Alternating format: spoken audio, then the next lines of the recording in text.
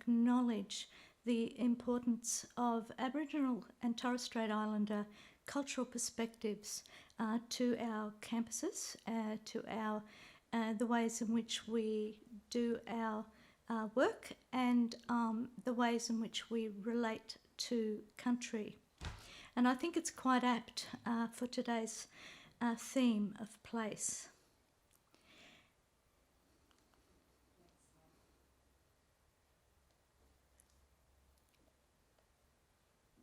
Thank you.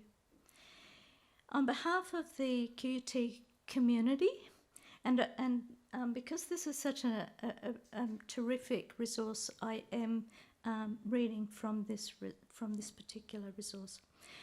On behalf of the QUT community, I acknowledge that our university stands on Aboriginal lands, the country of the Turrbal and Yuggera people, lands that were never ceded. I pay my respect to their elders, past, present and emerging, and thank them for their wisdom, forbearance and spirit of sharing.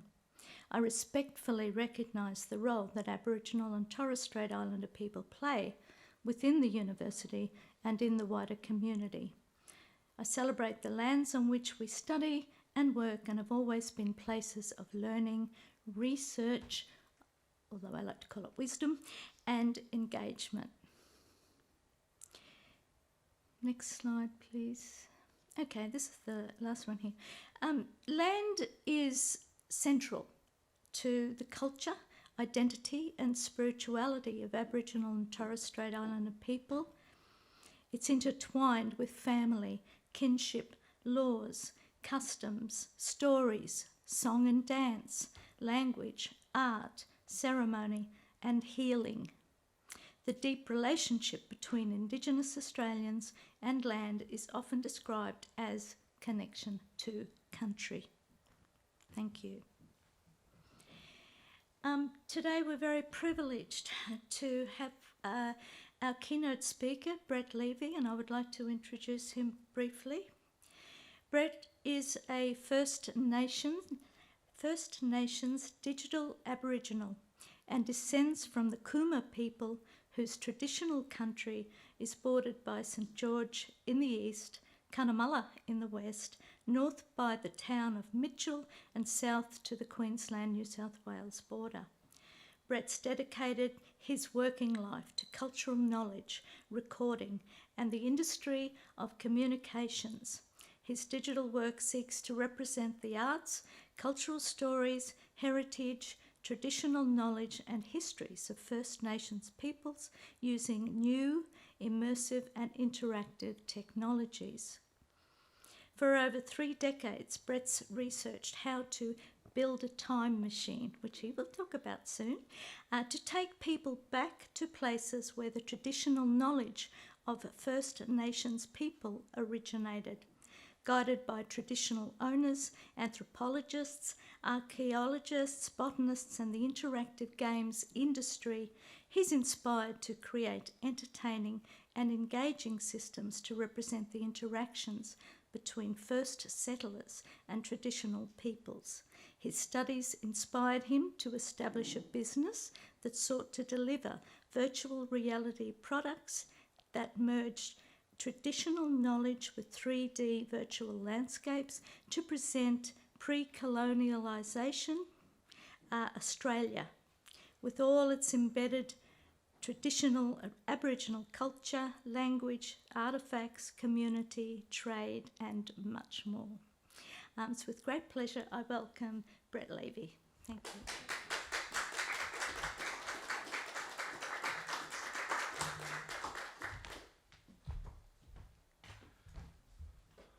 I think I'm country coming to campus. I think it's a wonderful sentiment and it's so wonderful. I've had so many yarns with many of you about this and you sort of know my journey and my passion for it. And I'm trying to do it really balanced as best I can because I'm like a sprinter. I used to be a fast runner and I want to get there now. And it's a hard road to hoe because it's hard. It is hard. I drove down last night from Cooloola National Park, having spent about 3 nights with Cubby people who are doing the Kulula Walk. And they've come from all sections and all places to do this yarn. And I was there, I think on Monday night, walking down to the beach about 1 o'clock in the morning with Auntie Bev Hand. Now, Auntie Bev, if you know of her, is trying to rekindle the Bunya Nut Festival gatherings. And she speaks about people coming from all angles and all directions to that space. Now, I might look back to the past to do the work I do, but respectfully do it with First Nations people along the way. But we can't get there without academics, researchers, historians, people who want to help us tell those stories, to reconnect that past and to connect us back to that space. And that's what we've been trying to do in virtual songlines, before that digital songlines, and before that cyber dreaming. And that's that 3-decade journey. If anybody knows me, I'm a bit crazy when I get a bone in my mouth, like that dingo on Fraser Island, who's presently burning, I heard. But the thing is that I'm dedicated to this, and I'm trying my best to do that, and then collaborate as I do. Now I'm sitting on QUT campus, which is just so surreal. And I really would have to say that I'm not really at home at all. I had a really nice space at Kurilpa. If you know where Kurilpa is in Brisbane, if anybody online doesn't know where Kurilpa is, it's just over the river. There's stories about Aboriginal people paddling over the river on spears, which we've recreated in 3D. And that sort of space felt okay. The Kurilpa rat is, food source, and it's a bit like a nice meaty marsupial. And people might think, oh, that's terrible, eating a Kurilpa rat. But think how what a chicken is. We eat chicken.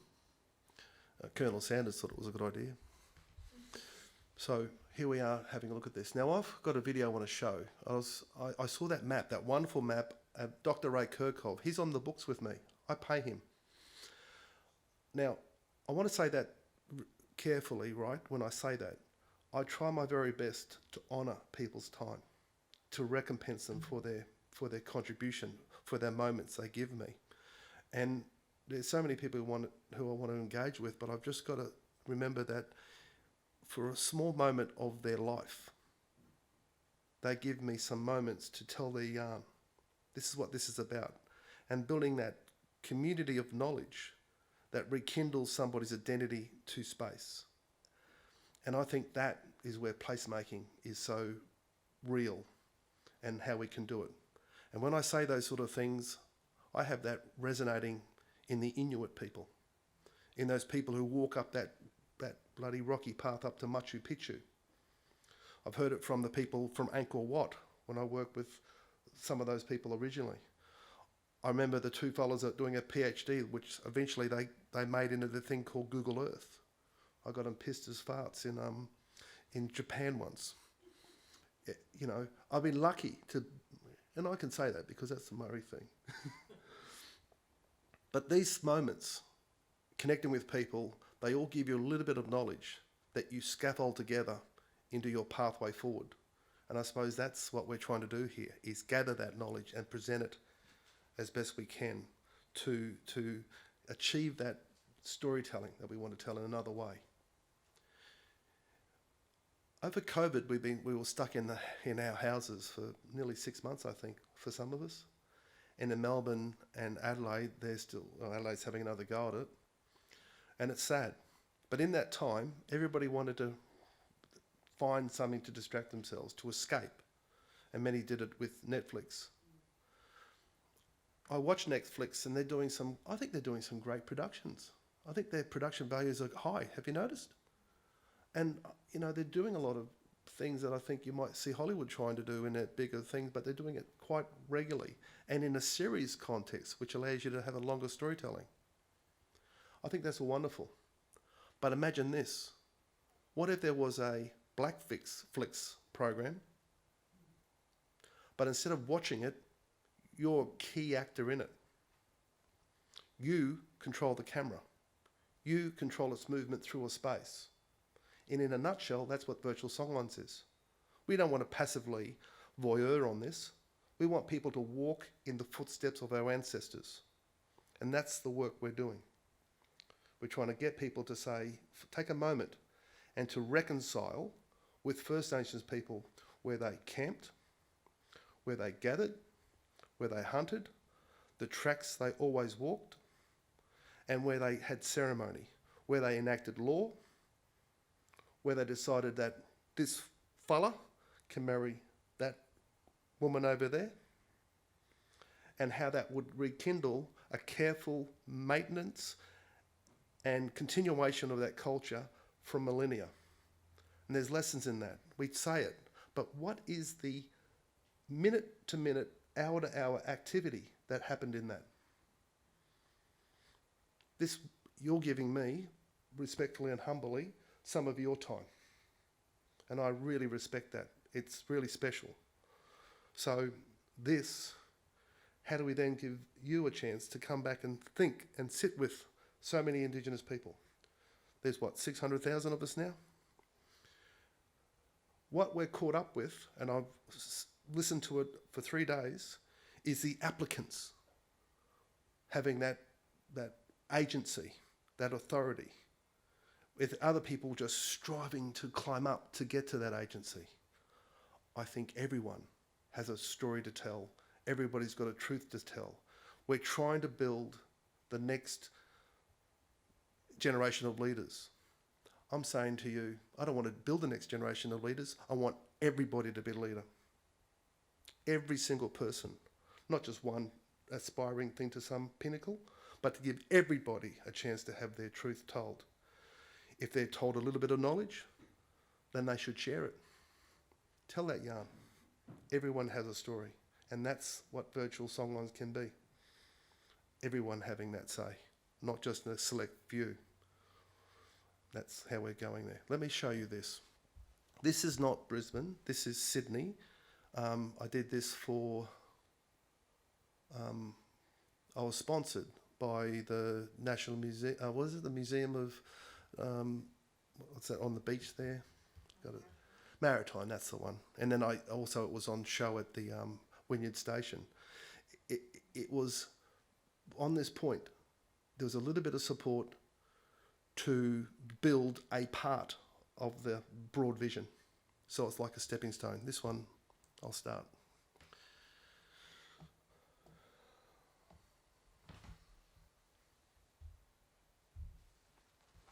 Got sound with this?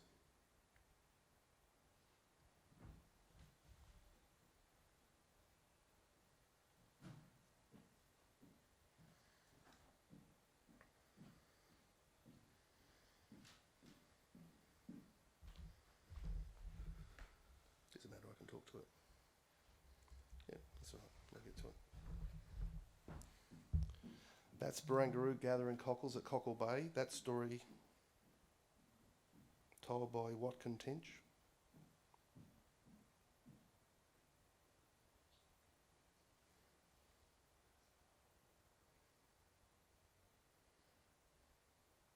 There's actually rock carvings that were destroyed by the Opera House building underneath that guy's feet.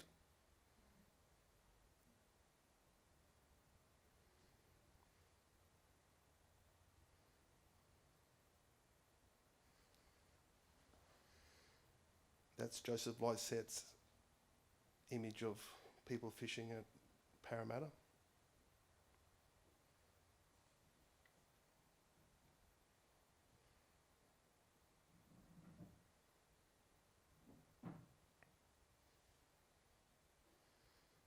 That's the Liverpool Plains hunting emu image when he went out west a bit.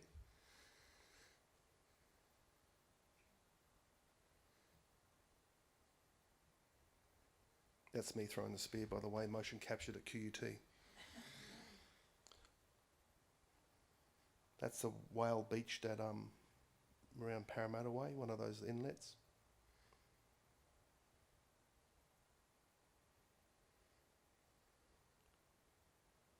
Fishing by torchlight, up where Malcolm Turnbull lives.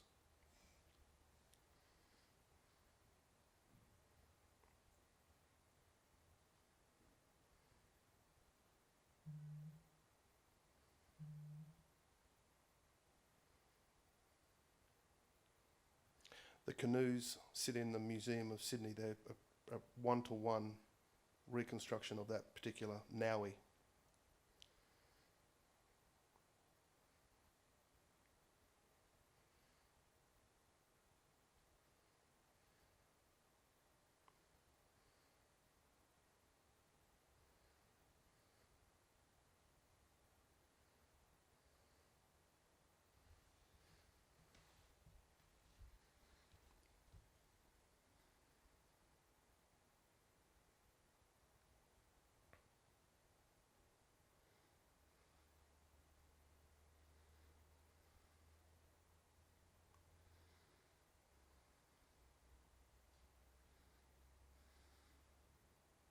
I'm the second guy, by the way, if you didn't know. Second on the left. Yeah, see, I'm out of sync. I can't dance.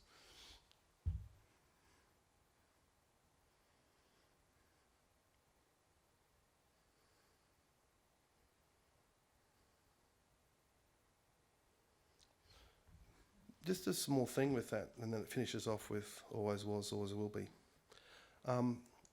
The artefacts in that work, every spear is actually modelled out of the Australian Museum. The shields are also from there. We tried to get the artefacts that belong to that space put into the space, so it's all taken from the land. If you looked at the trees there, they're all generated based on Geoscience Australia soil maps. They grow over time, and the weather in there is also linked to the diurnal movement of the stars across the sky, which means that I'll be able to, or we're trying to, capture the cosmology stories based on a region by region. Generally, you might see something on ABC telling you, oh, there's Aboriginal cosmology. I don't think that fits to the stories relevant to the groups who have a different perspective of the sky, where they might belong. And that's how we're going to honour that particular story. So you see how it gets a bit longer and bigger, possibly 79 years of work. Yeah, we sort of calculated. If I get a few more people helping, it might become shorter, but it will be at least 50. It's not a problem. You want to leave something behind. I put the website up because I thought this is different than I was going to yarn. I was going to show you Auntie Bev hugging a bunya tree, and then talked about her watching the moon the other night. And then she gets. I understand that Aboriginal people, when we get amongst ourselves and we start talking about what we're trying to do, we get really cranky, really cranky. And she was like going off about stuff. She's really. Anybody know Auntie Bev Hand at all? Ever heard of her? She's really special. She's a descendant of a guy called Dundalli. Have you heard of Dundalli?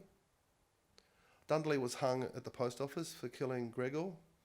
And Gregor used to go off with native police and massacre Aboriginal people around Sunshine Coast region. So that's not like that's.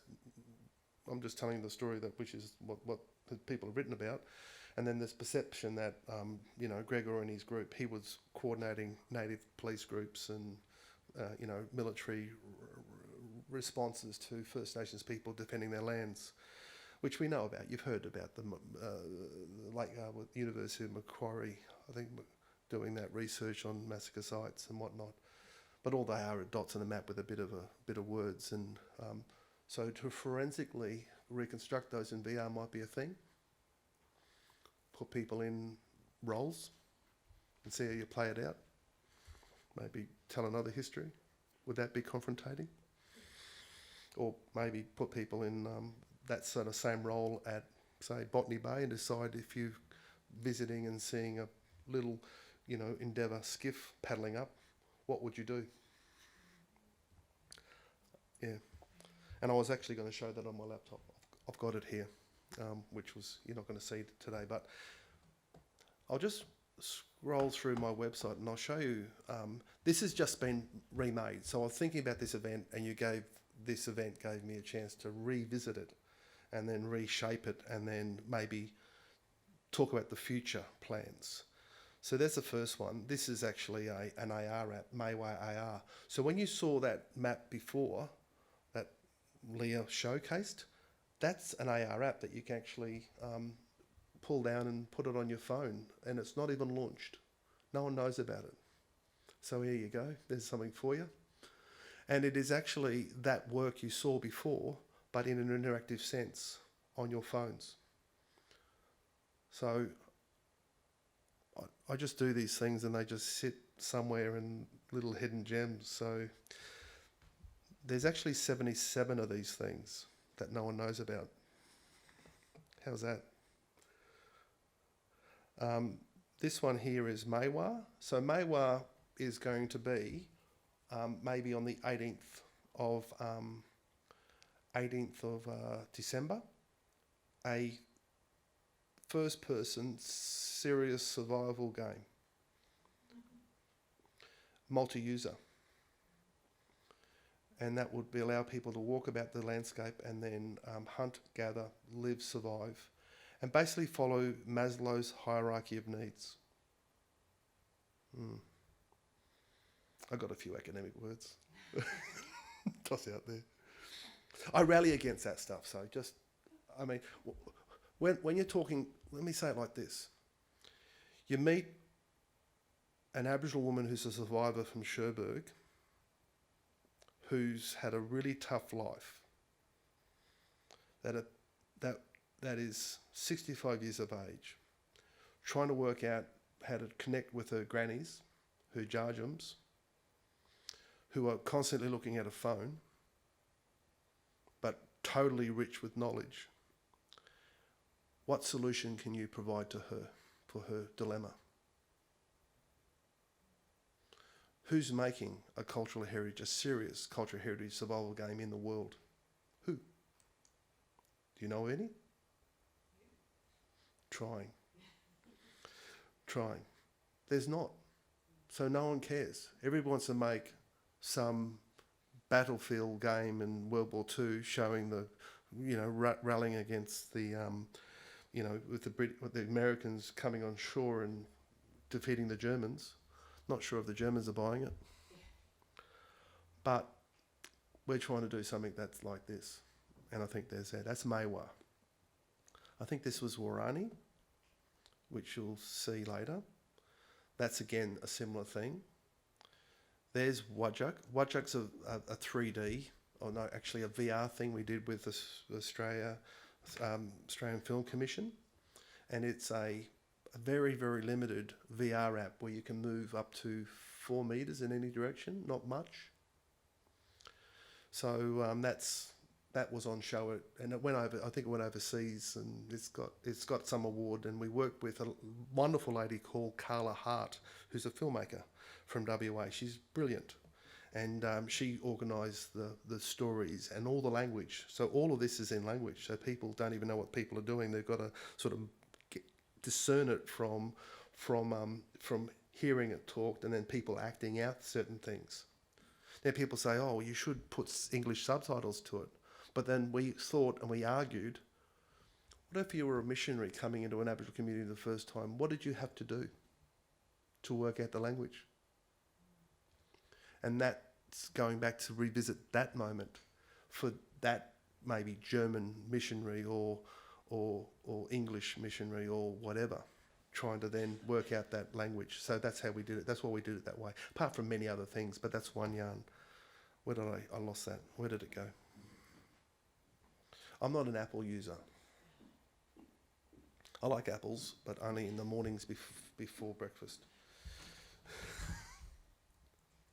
Thanks, what did I do?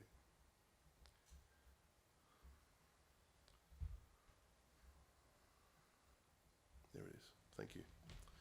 So I'm scrolling down, that's Wajak, and then this one's Bankford. So this is a Bankford project I just mentioned. So we're presently going to show that in the 16th of December, and we've run a few community events on that. That one is my mapping thing. So you saw that map up there. I do my maps as tabletops. So I've got a full raft of VR tabletops now, where I've now not even launched yet, where you can walk up to 100 meters in any direction in VR.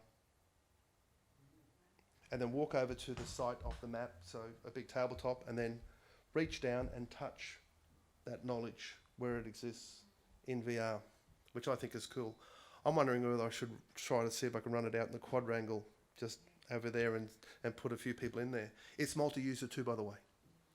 And then we want to sort of test, if you're in VR, how you interact with others in a VR space. There you go. How's that for an idea? Oh, it's not an idea, it's actually, I can show you. It's a realised idea as an experiment. This is Canberra, yeah, we're reconstructing Canberra, and we emptied Lake Burley Griffin, and it's going to be a showcase at a very big building, and our kind sponsor for this is International Super Property Trust. They have about 130 skyscrapers across the country, and so we're sort of suggesting that it would be good to reconcile with First Nations people. Don't just do a welcome to country, but actually make people see that on that building that you built, that there's Aboriginal heritage values. So in Brisbane, at Creek Street, we want to show that big fig tree. Do you know the big fig tree you all drive around? Do you know what's significant about it? What was in it? There were skulls collected out of that tree. So people might say, oh, that's a burial site, and that's all fine. But let me get you to think a bit differently about a tree. How's a tree any different from us? How's a tree any different from us? How's it not? It just stays in one spot, really. It's stationary for a moment and it's always there. It is us.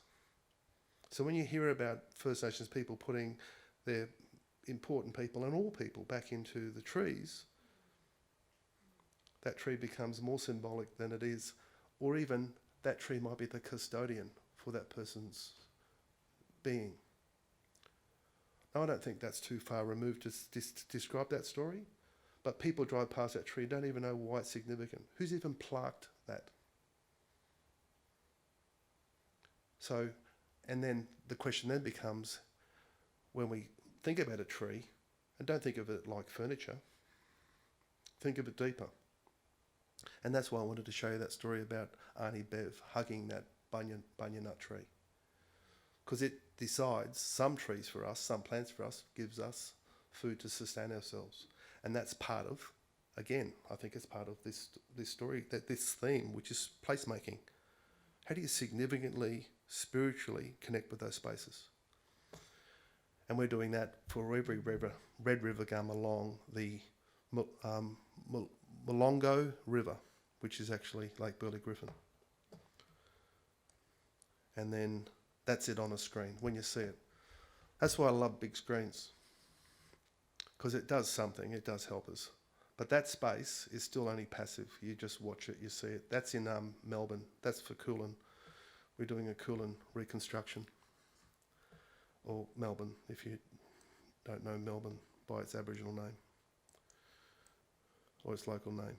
That one is Tartanya. So obviously, I had a really good call yesterday coming back from Kulula with a fella whose name just escapes me, who runs Indigi-Space. I think you might know his name, but he's trying to get Adelaide up, so he's pushing me for Adelaide. I used to have a very strong connection there, but he passed, and as a result I left that back. I just sat back for a while. It's been 3 years, so I think that's probably about the right amount of time, but Uncle Steve used to be someone I spoke to there. Now it could be reconsidered, and we'll get, starting at the General Post Office, we'll reconstruct Adelaide. Adelaide's got a funny history in terms of its church nature. And that's a whole nother question to explore. And of course, does anybody know what that place is? That's Palm Island.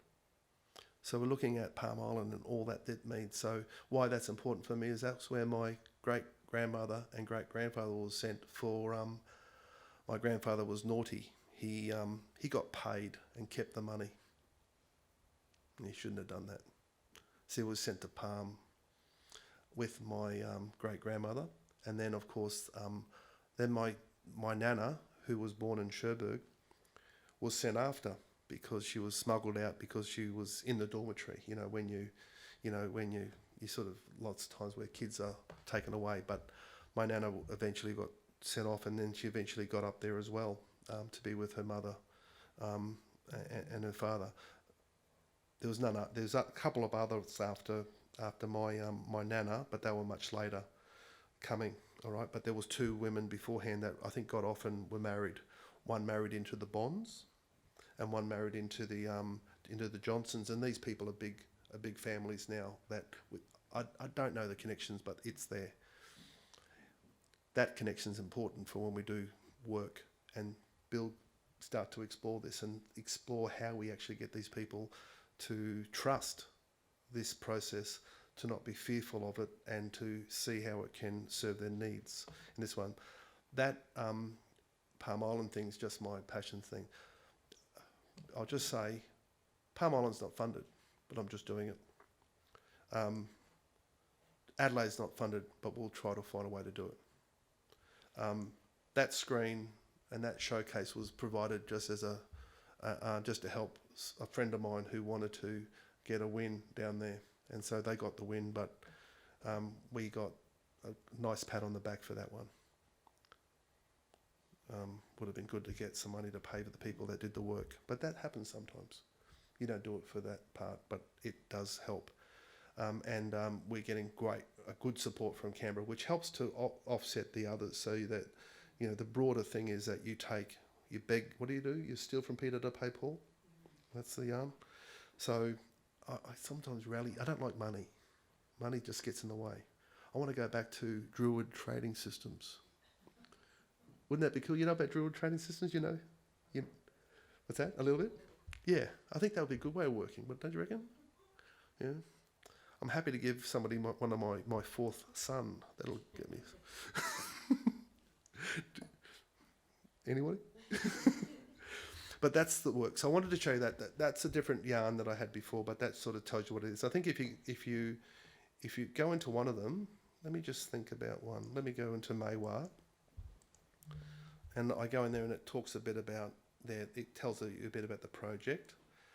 This one's actually on show at the Cross River Rail Experience Centre. All right, and then you saw a map before.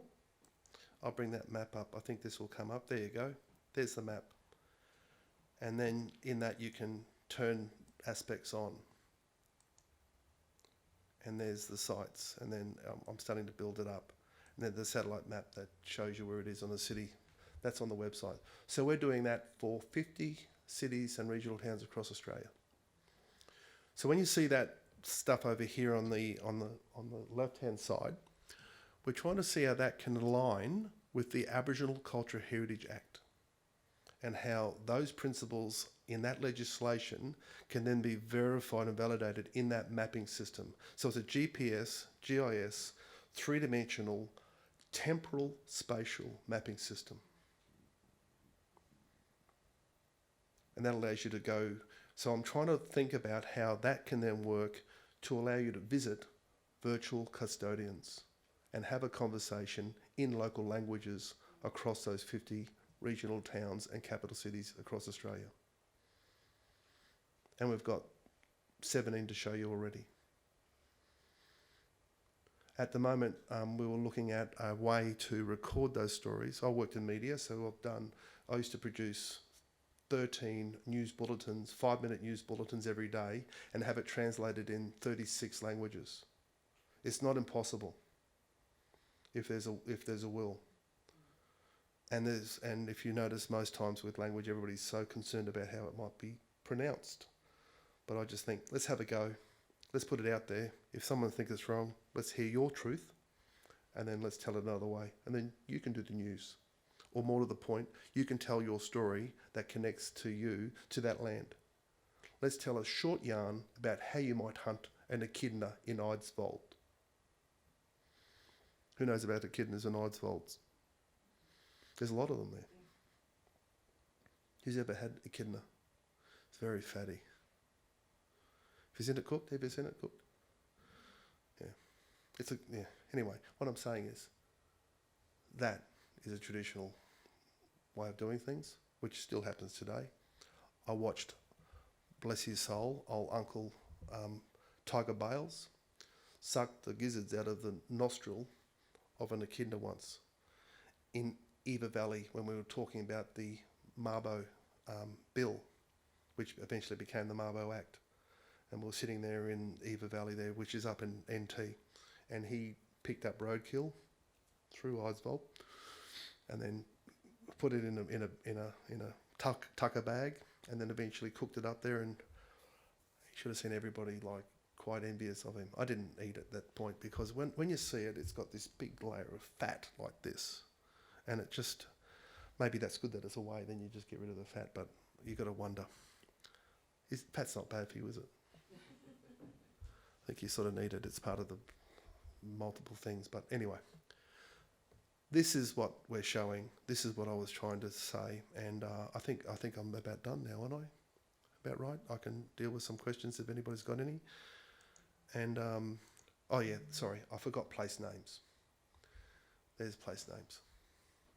Very hard to see, but of course, visit the website, zoom in, and you'll get some names there.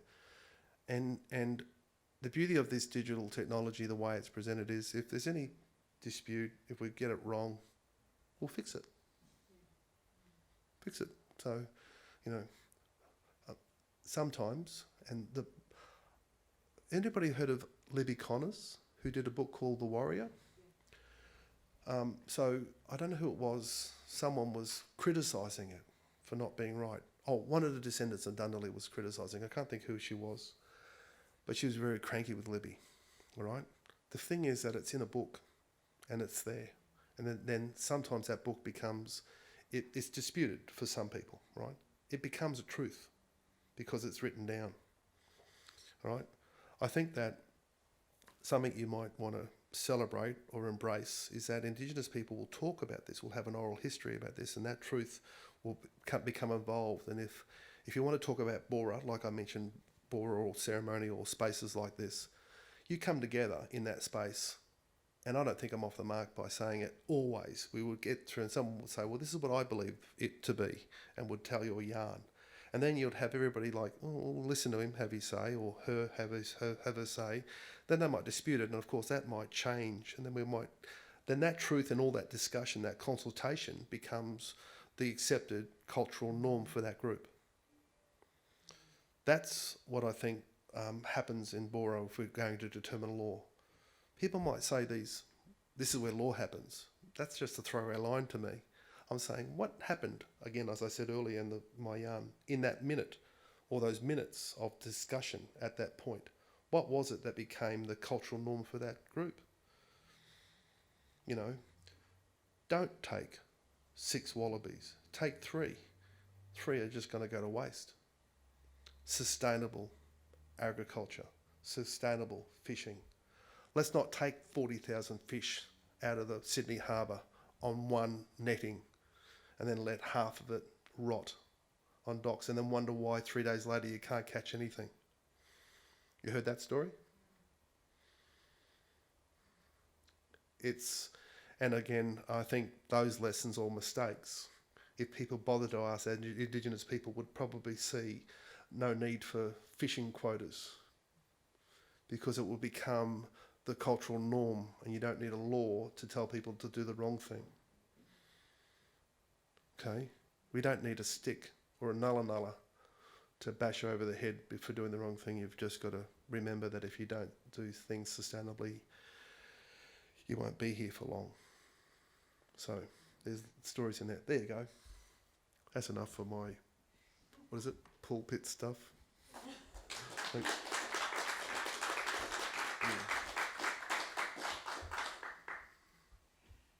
So, Brett, thank you so much, but you're not allowed to go yet, so we're going to ask lots of questions. Are there any questions from the audience? And Freya, can you moderate the chat? And I'm going to start because I've got a million questions for Brett always. Just 100 would be good. Try and keep it to 100. But, Yeah. oh, sorry. Yeah. Thanks, Tim. And I'll bring this around to the audience when we need. But it feels a bit obvious. We've never really had a chance to talk about this, but I'd like to hear you kind of, in your words and from your practice. So there's a lot of discourse around what technology brings to storytelling and the way that VR and AR kind of add something that wasn't there before. And when I look at your work, I think the opposite's true, the ways in which you bring Indigenous knowledges and ways of doing to technology. So what is it that you kind of feel as though you are able to infuse into the technology that wasn't there before? I'll go there. Listen, I don't think I got all the answers, and I'm just trying my best to do something, and then if it's not right, we'll shift and we'll pivot. I like to be agile. But I think that what I do a lot of is I'm listening to people, trying to listen to people and interpret what their needs are and preempt some things and then see if we can actually provide some element of a solution. So I use technology like that. VR, AR, I still think are gimmicky still. It's still early. It's just that a lot of people are seeing VR, and all I see with VR is a lot of people who thinking about arcades and again how to turn a profit from this. And I'm trying to take that away and then come back to grassroots as much as I can and bring that storytelling of people to the fore. And that's really it. And so I think that's the different approach. So, and then also the other part of it is that trying to make sure that Indigenous people aren't afraid of technology, and they're generally not. I think we're really early adopters usually, and we work it out, play and learn. And so if we can bring those together with a clear idea of that, how are we preserving, protecting and promoting culture, there's an answer there to some extent in a broad way. Yeah, no, that's good. Gavin. G'day, Brett. My name's Gavin. I'm a music lecturer here. Yep. My office is just behind that wall. Cool. So hopefully I'll run into you around the place sometime. I love your work. It just takes me away. It does what all great art does, which is just affect you and make you feel different. So thanks for sharing. Just thinking about the way that it makes me feel, I wonder what kind of reactions you've had from other people, from mob, from young people, from elders. Young people, different reactions to older people. How do they find it? Oh, there's so many examples, I mean, of that. It's all, let me just say that the reactions give me a sense that I've got a big responsibility. That's really it. So, I call myself whatever, an artist, I'll call myself anything but late for dinner. But it's really about doing it for them, and then when I get those reactions of affirmation, then you think you're getting it right. I've never really had anything negative. I generally might have it from blokes my age who are really about trying to can see money in it. And then some people, but I've inspired humbly, like probably 30, 40 fellas trying to do this stuff. And then I might have, so I always focus on the negative. Whenever there's negative, I think I've got to fix that. So, and generally they're coming around. Slowly. And then if they want to do anything, I'll just sort of collaborate.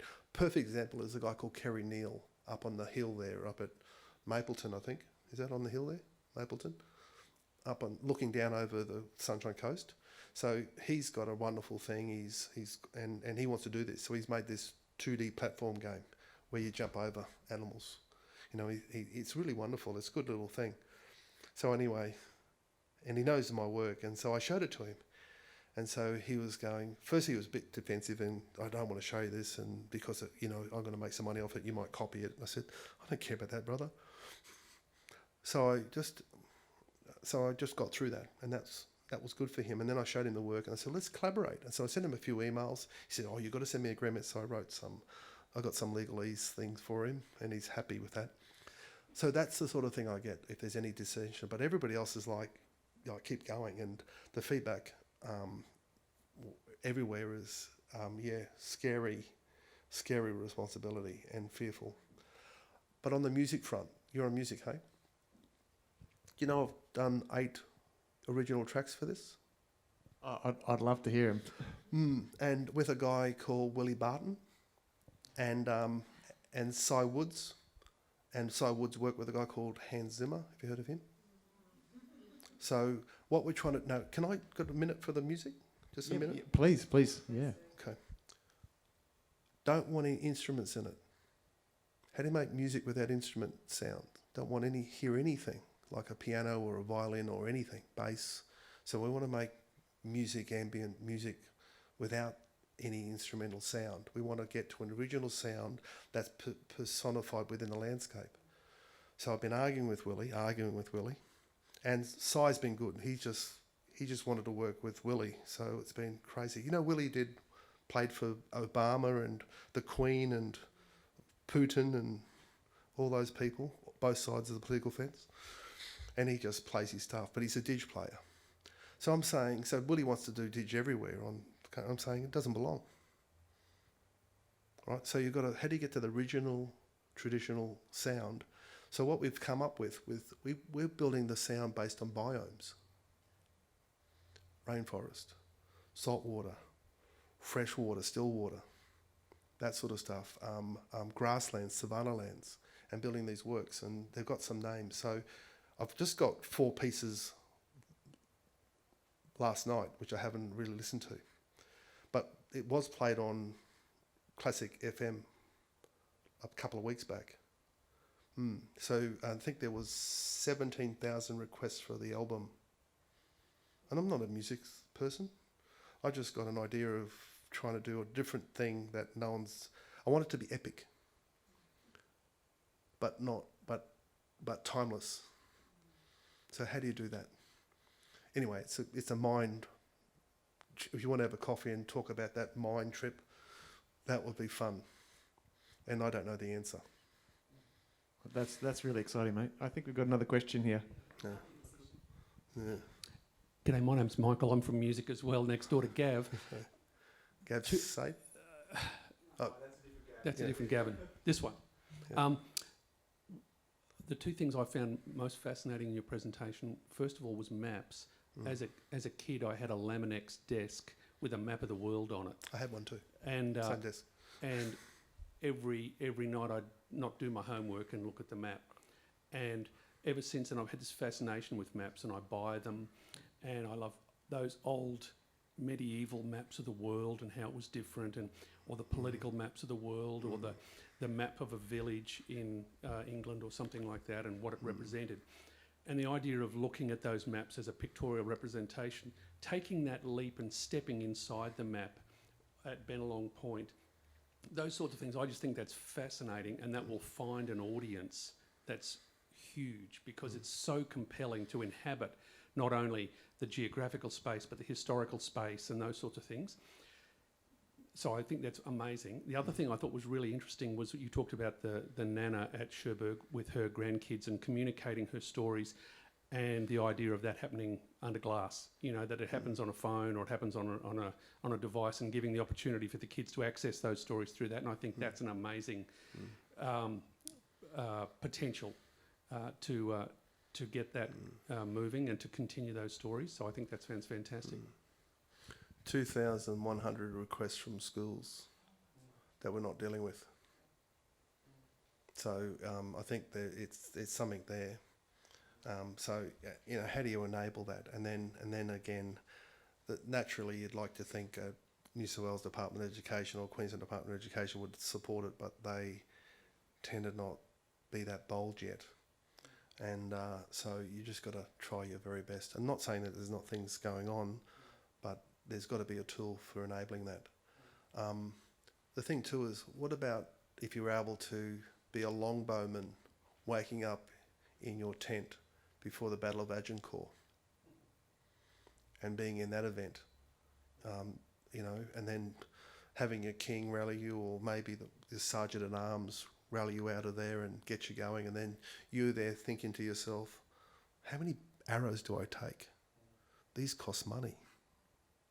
How many do I shoot? But that's a debate. I'd love to see that conversation play out. The Battle of Agincourt.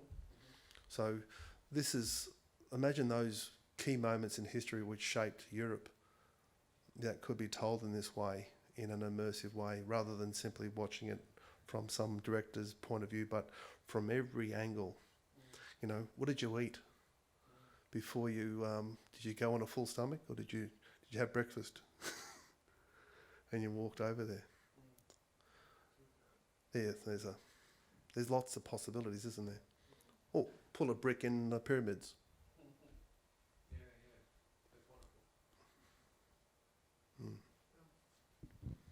Brett, someone's asked online and said, I'd love to hear the music. Where can I find it? I've got to post it. I'll just talk to Si and Will and see what they're saying and work out what it is. But yeah, I don't know, where should I put it? I've got to work out a way to put it on the website so people can hear it. But it will be permeating some of the works anyway, so we just got to work out which one's which. But I'll have a solution by the 16th or the 18th of December, which is not far away. A couple of weeks. Yeah. It's on the way.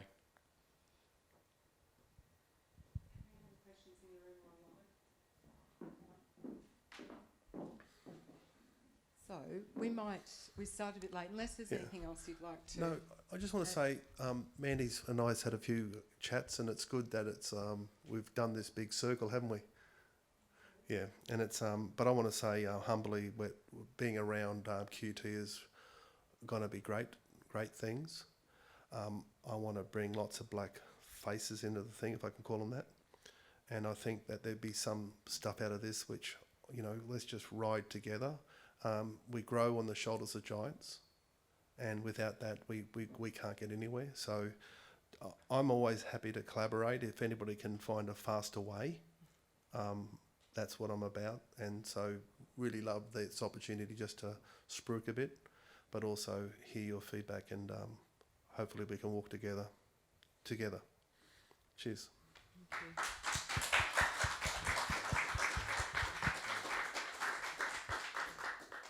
And Brett, thank you so much. And thank you also so much, not just for your generosity and your wisdom, but also for your patience and your forbearance and your agility with all of the technical issues at the beginning. And Leah, thank you so much for the beautiful acknowledgement and the introduction to Brett.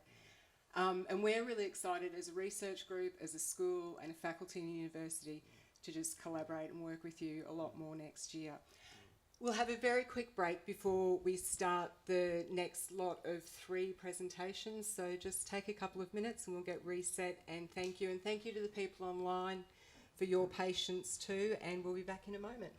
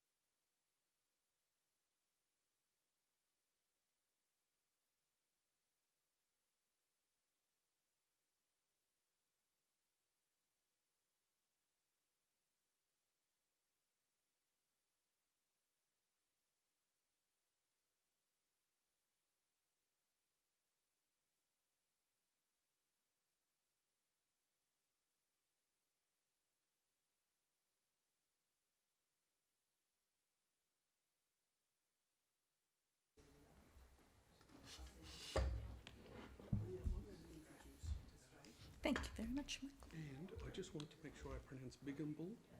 Yes, Bigamble? Bigamble. Bigamble. Got it. Okay. And I've just taken bits of text from your Thing online. bio online. Is that okay? Yeah, no worries.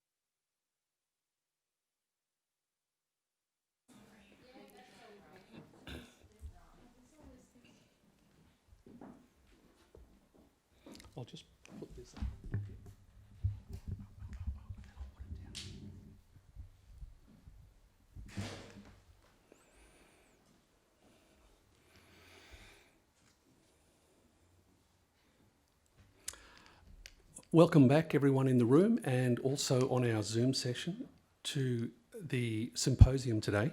Our next session sees 3 speakers coming to join us. We have Associate Professor Janice Rieger. Janice is Associate Professor in the Faculty of Creative Industries here at QUT.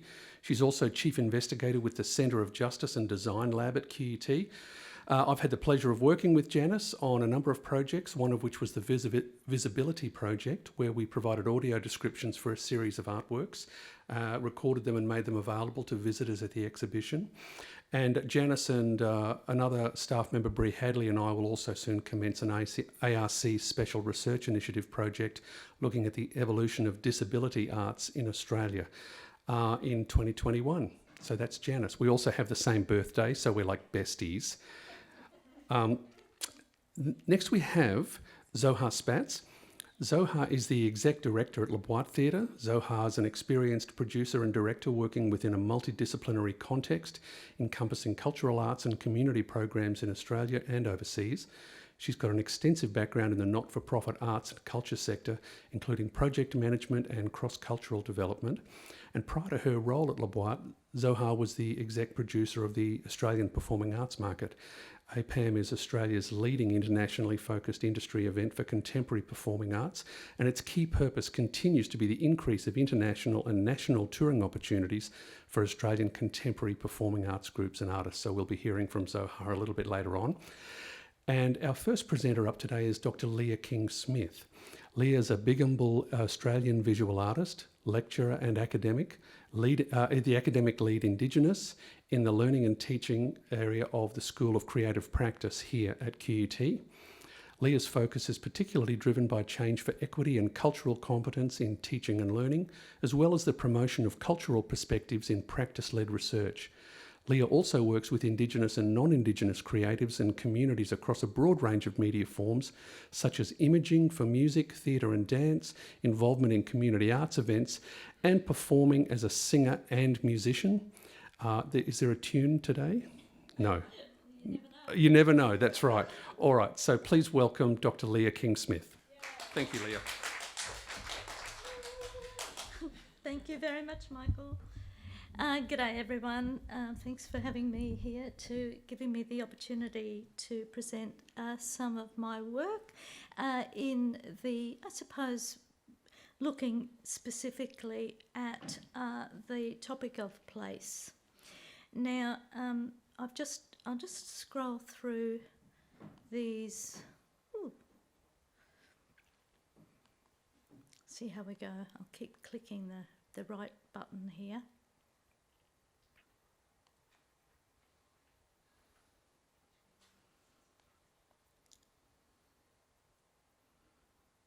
Not quite sure why it's doing that.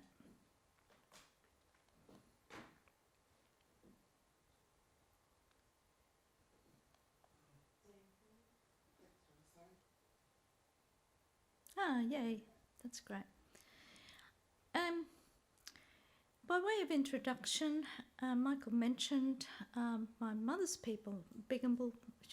My mother's a Bigambul woman, and Bigambul Nation is quite a large nation. The one, I can't remember the year, maybe 3 years ago, native title, and the body corporate now is responsible for custodianship of quite a big landmass around the St George and Dirranbandi Toobiya regions. Now I've put these photos up because it also acknowledges something of me, and while I'm acknowledging my mother, I'm also making reference to my father, who was an avid photographer. While I was growing up, we were surrounded by developing tanks and things like that, and he apparently built his first enlarger and that kind of thing. So he was passionate about photography, and you can see that middle photo where there's that cognizance of a studio kind of representation, and this is a moment for my parents in their early years of marriage, where they were, like many people in Brisbane, availed themselves of, in those days, of the temporary constructions that were built for servicemen from overseas. And in this particular case, you can see the rough surroundings, because it was they called it the camp, and they separated the black fellas from the white fellas. But Mum and Dad, of course, they didn't have anything to do with that. They just, in fact, Dad liked to hang around in the black camp. One would think, anyway, that photography, my father has informed my photographic approach to my creative practice, but it's almost like indirectly, I guess. He never taught me anything about photography. But I was in those many, many photographs in the early days of me growing up. You can see us all running around like crazy, but I'm always looking back at the camera as though, what's that? What are you doing there? So there's, by way of introduction, I guess, I have a strong relationship to the photographic medium, but I put myself in a position of questioning it as a tool that is many times known for exploitation of Indigenous peoples, women. There is this power imbalance, one would say. And when artists started to become quite political, let's say the 70s, 80s, and women artists, so that they took to the medium of photography and spun things around and looked at how photography can question biases and economic imbalances and social imbalances and that kind of thing. Okay, so I trained in photography at Photography Art School in Melbourne, but indeed, even in art school, I think my work was not popular. It wasn't the type of thing that you'd imagine in those early days in the 80s, where a lot of conversation was about conceptual art and political propositions. I was really interested in multiple layering and looking at the ways in which multiple perspectives can come into the particular lexicon of photography. And it's almost like, well, that's impossible, but I managed to do it. And I managed to do multiple layering with single exposures using a mirror. And most people who investigate my work will see I've probably explained it somewhere online. Anyway, so Michael mentioned that I sing, I play instruments. It's very much about around the campfire, on the weekends, sitting back with my partner, who is an accomplished musician and a singer-songwriter, and I provide harmonies, and we work together. And it's one of those things that is, if I don't have it, I start to die. I feel as though music and dance and creativity itself are such intrinsic, important components to my well-being. Let's put it that way. So in this particular slide I've got here, just introduces you to the first opportunity my partner and I have had to work in a public art project together. And so this is back in 2018, when it was the inaugural year for Botanica, and I was invited to put in a proposal and was given Fig Tree Avenue, which is this extraordinary avenue where weddings take place mostly. There were many weddings while we were walking. We would return, and there was this sense of community and relationship and love and that kind of thing. And I thought, well, Duncan and I have been married about 30 years now, but I wanted to embrace that notion of togetherness and the idea that people could relate to their relationship with each other in the way that we did this work. And it was quite lovely because those crazy Woodford-style hands that are hovering in the avenue there was a photo opportunity for people, and I've got many photographs of people coming through and getting photos taken under the hands. Try that again. It's playing up. But more importantly, what was exciting about this particular project was the opportunity to work with Dr. Christina Kelman from QUT and the Kelvin Grove State High School Choir. And so Duncan brought his songs, and we would bring our instruments and practice. I think there was only 6 weeks of practice time. Every Friday morning we'd meet up at the high school, and so it had a very quick turnaround time, and it was extremely challenging, but it was a one night performance, and it was a lovely crowd. It was a beautiful evening.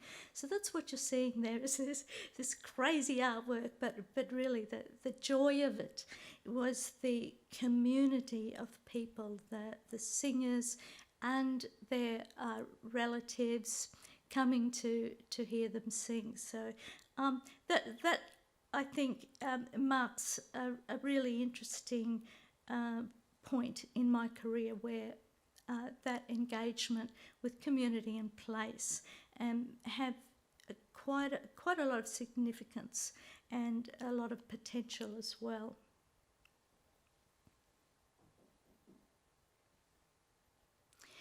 But today I want to just talk about this particular project, the Canopa Mudlines project, that has been going on now since 2016.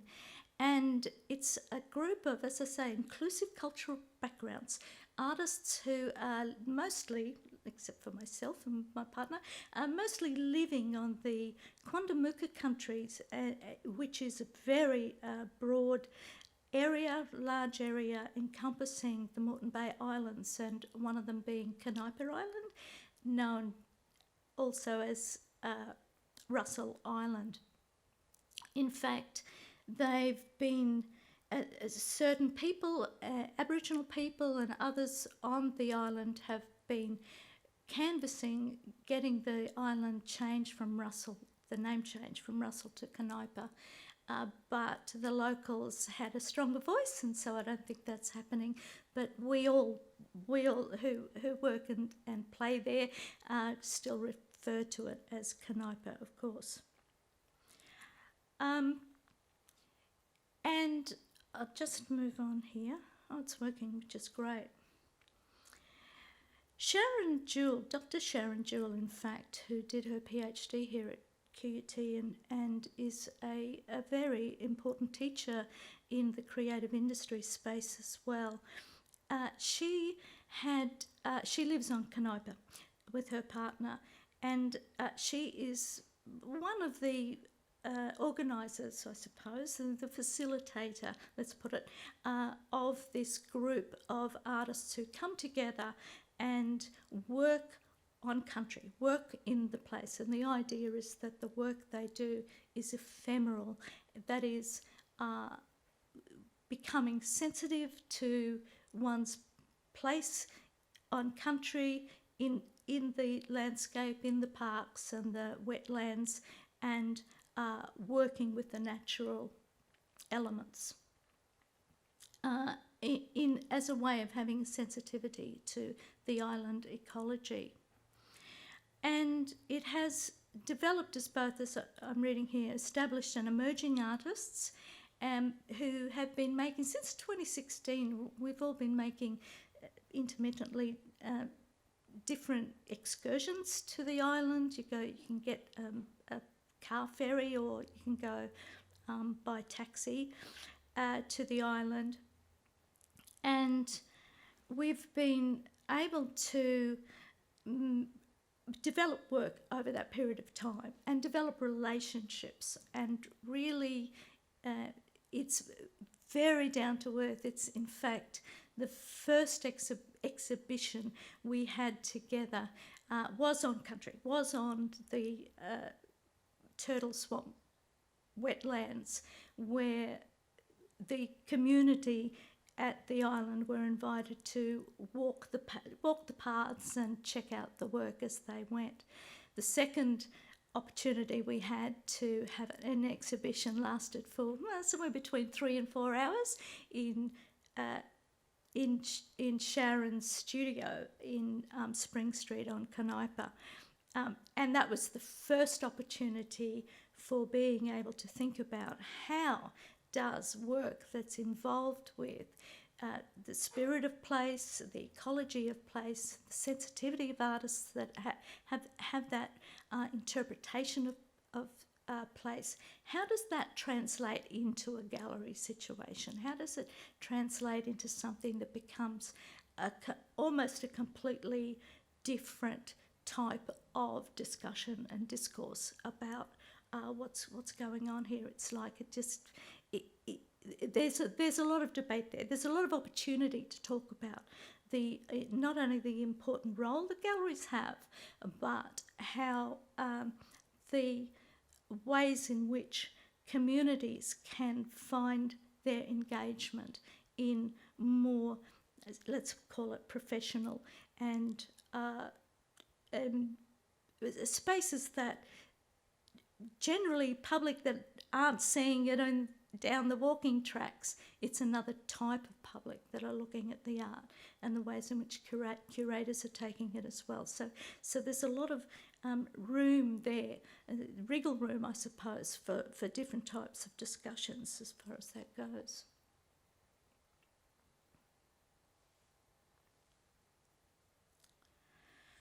I'll go back again. Because it's so small, I suppose I should turn around. I can see it very well that way. Okay, so this is an example of, in 2017,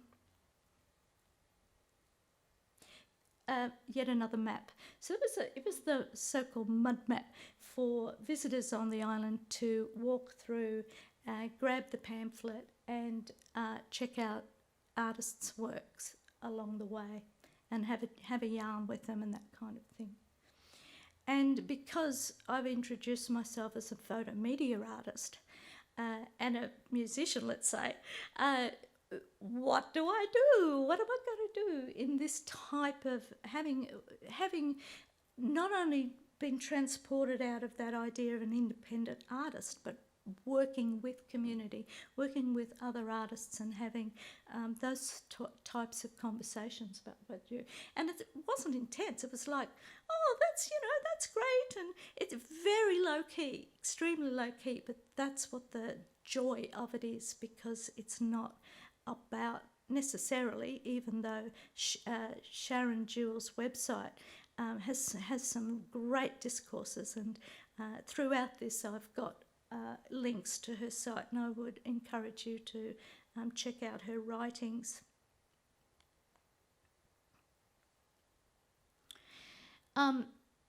We'd taken some sheets of muslin, and we chose, Duncan and myself collaborating on this, chose an area. It's a casuarina grove, quite a large area, and it had just been received the controlled burning by the local fireys, who came in and did the controlled burning, but I think it got a little bit out of hand. I'm not sure.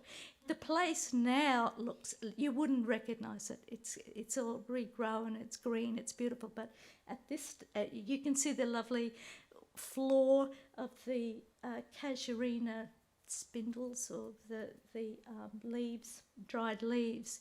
It was so lovely to walk on, but right under that, it's black.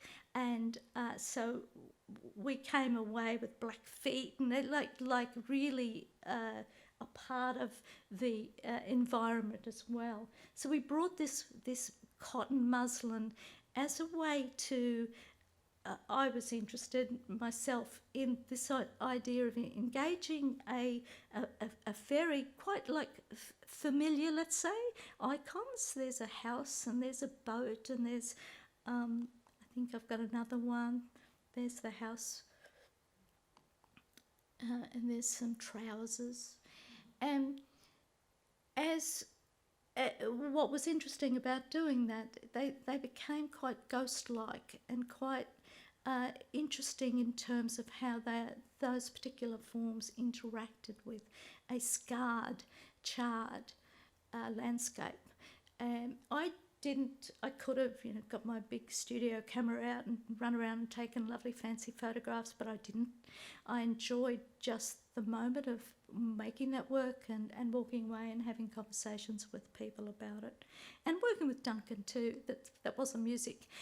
Despite the fact that what he did was take contact mics, a couple of contact mics, and what they are is they pick up anything that they contact. And so he would have to wait for a windy day, but on a windy day he'd get these beautiful tunes or tones, great creaking sounds made by the casuarinas rubbing their trunks up against one another.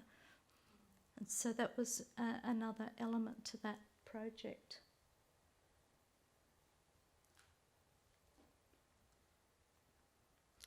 Just forward through my slides here.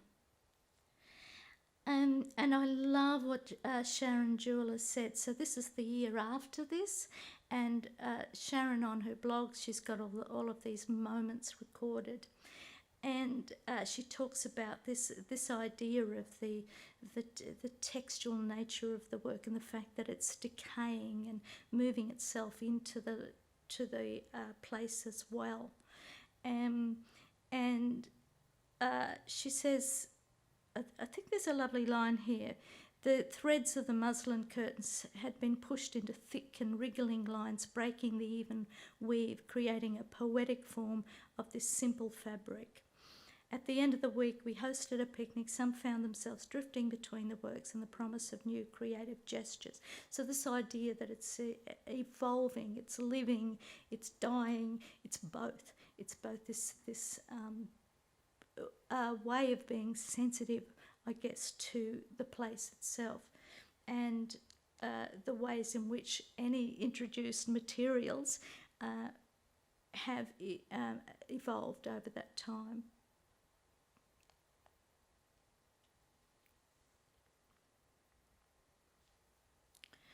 So, as I mentioned before, in 2019, the first gallery opportunity was at Sharon's studio on Canopa. So there's just a little bit about how she advertised it and some of the pictures that happened. And in fact, some of the artworks you see here have just been shown at Redland Art Gallery as well. And here she goes. The question was, what could grow in the fertile soil of the interior site? So Sharon herself is asking that question. How can that be equally engaging, or engaging in its own rarefied state, I suppose, because it is a gallery. In this case, it was a 3-hour exhibition. And it was a lovely time because everyone just got to chat and have a cold drink and that kind of thing. So here's some more works from there.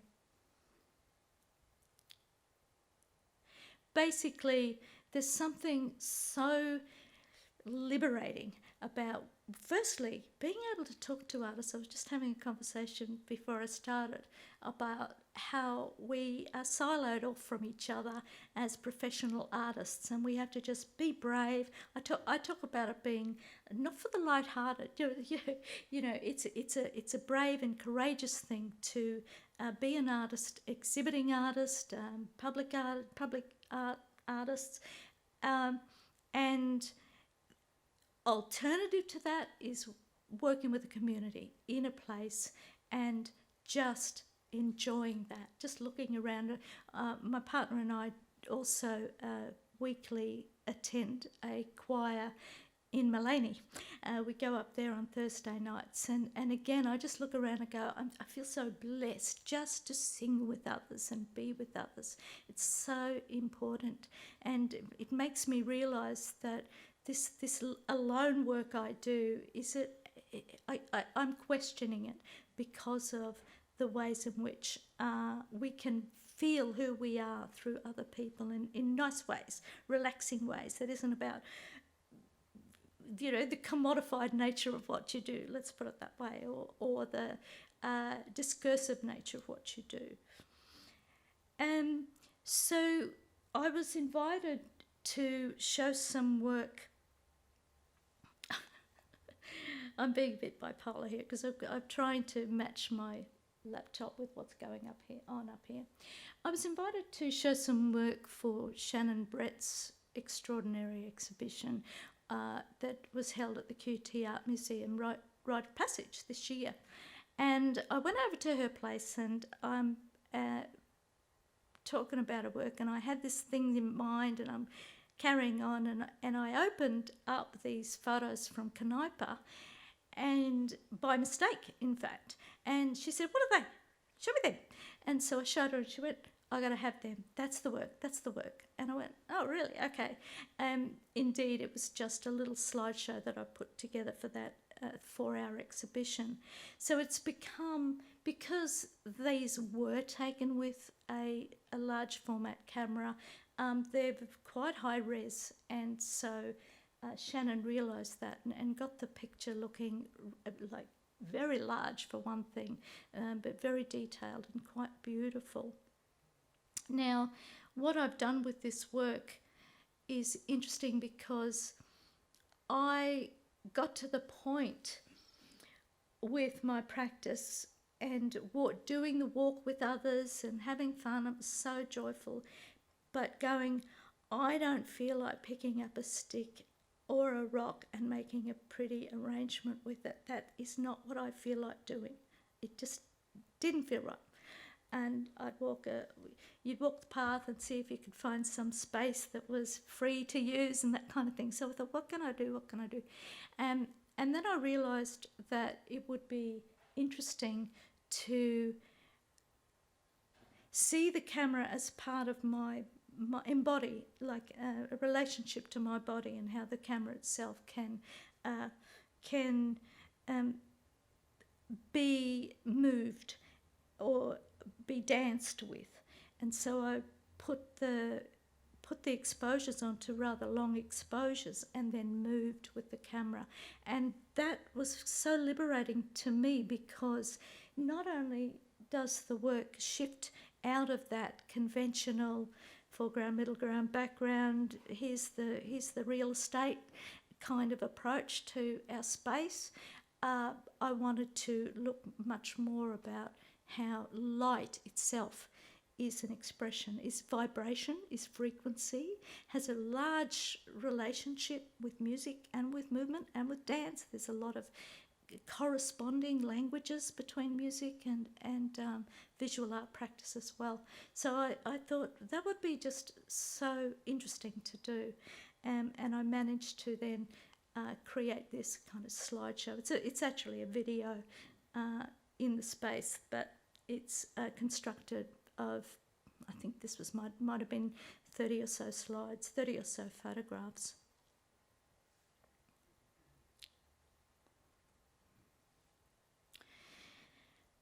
Yes, well, Redland Art Gallery, finally, the group, the Keynote Madeline's Collective,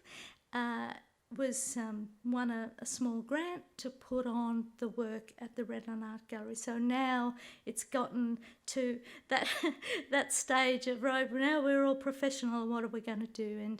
And I thought, well, I've got this Kniper work, I've already done the lovely time exposure photographs, and I can show it on the wall and that kind of thing. And I thought, wouldn't it be fun then to take the idea that I've worked with over the period of time of suspending acrylic panels and get another artist in, and also with Duncan, so the three of us could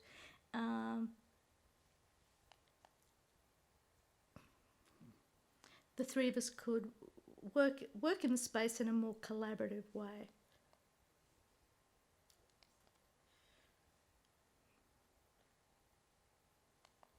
There we go. And you can see some of the work here. This is Jen Condy's artist book. Sharon Jewell made herself an outfit, a costume, and then rolled around in the casuarina dried leaves.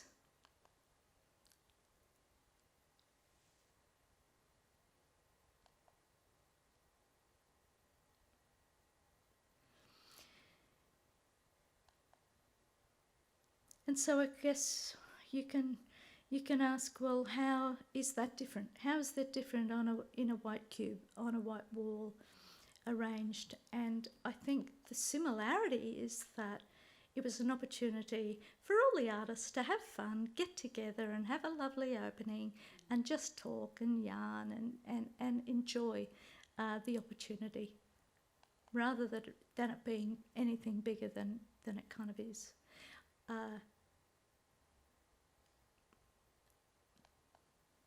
Okay, whoops, that went too far. All right, okay, so what you're seeing is Jennifer Stewell's beautiful tree frottages, the rubbings from trees, and Jennifer herself she works across quite a lot of different modalities and mediums, but in this case she was playing around with the feeling of really literally rubbing up against the trees. And you can see little speakers up there, but Duncan then did this beautiful sound work and managed to get quite a lovely cane-toed chorus in there as well. And he gets questioned. Cane-toads are beautiful to hear, and I haven't got an example with me here but it's inclusive, you know. If it's part of the environment, then we can't romanticise that environment. And so indeed his work at the moment is thinking about the relationship of the diaspora and the weeds and the toads and the ways in which we have to adapt and negotiate this crazy wild and run amok environment that we're a part of now. And so I think he himself is doing some very interesting work. And the idea anyway was that I've hung some acrylic panels, and you can see the screen reflected off. So there's this idea that the three of us are in the space having a little conversation together. I'm not sure how I'm going for time. 5 minutes, okay.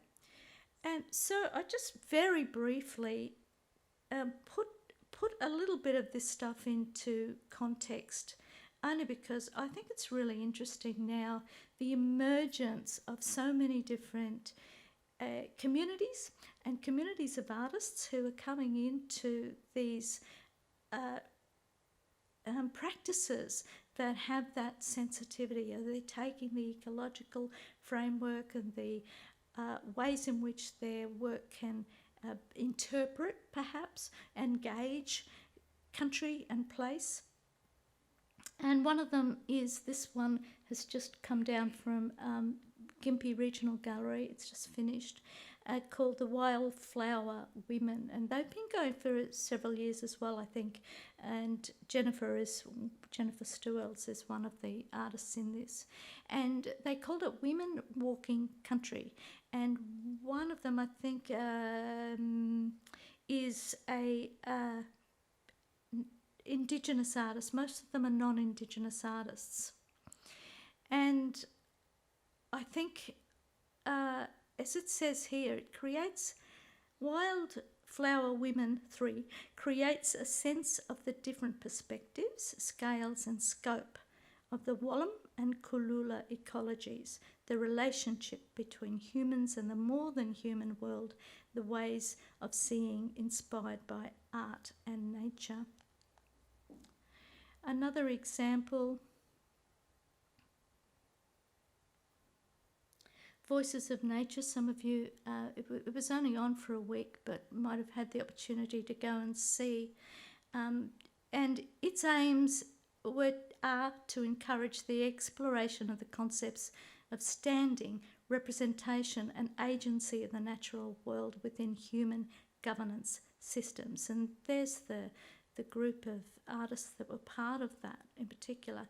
And I think it's interesting that it's part of the biennial Rights of Nature Week hosted by the Australian Earth Laws Alliance in partnership with the Australian Forum for Acoustic Ecology. And it says, rights of nature is grounded in the recognition that humanity is just one member of the wider Earth community and that we have evolved with and are dependent upon a healthy, interconnected web of life on Earth. Rights of nature laws are emerging around the world and they aim to change the legal status of nature from being merely human property to being recognised as rights-bearing entities with their own right to exist, thrive and evolve.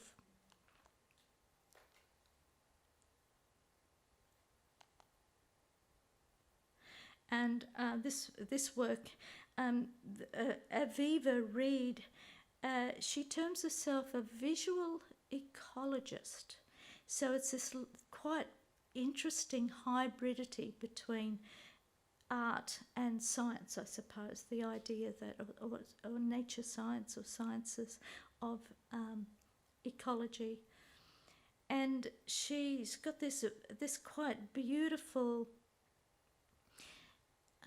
description of the place before it was dramatically changed. And she calls it the Victorian Volcanic Plains, the VVP.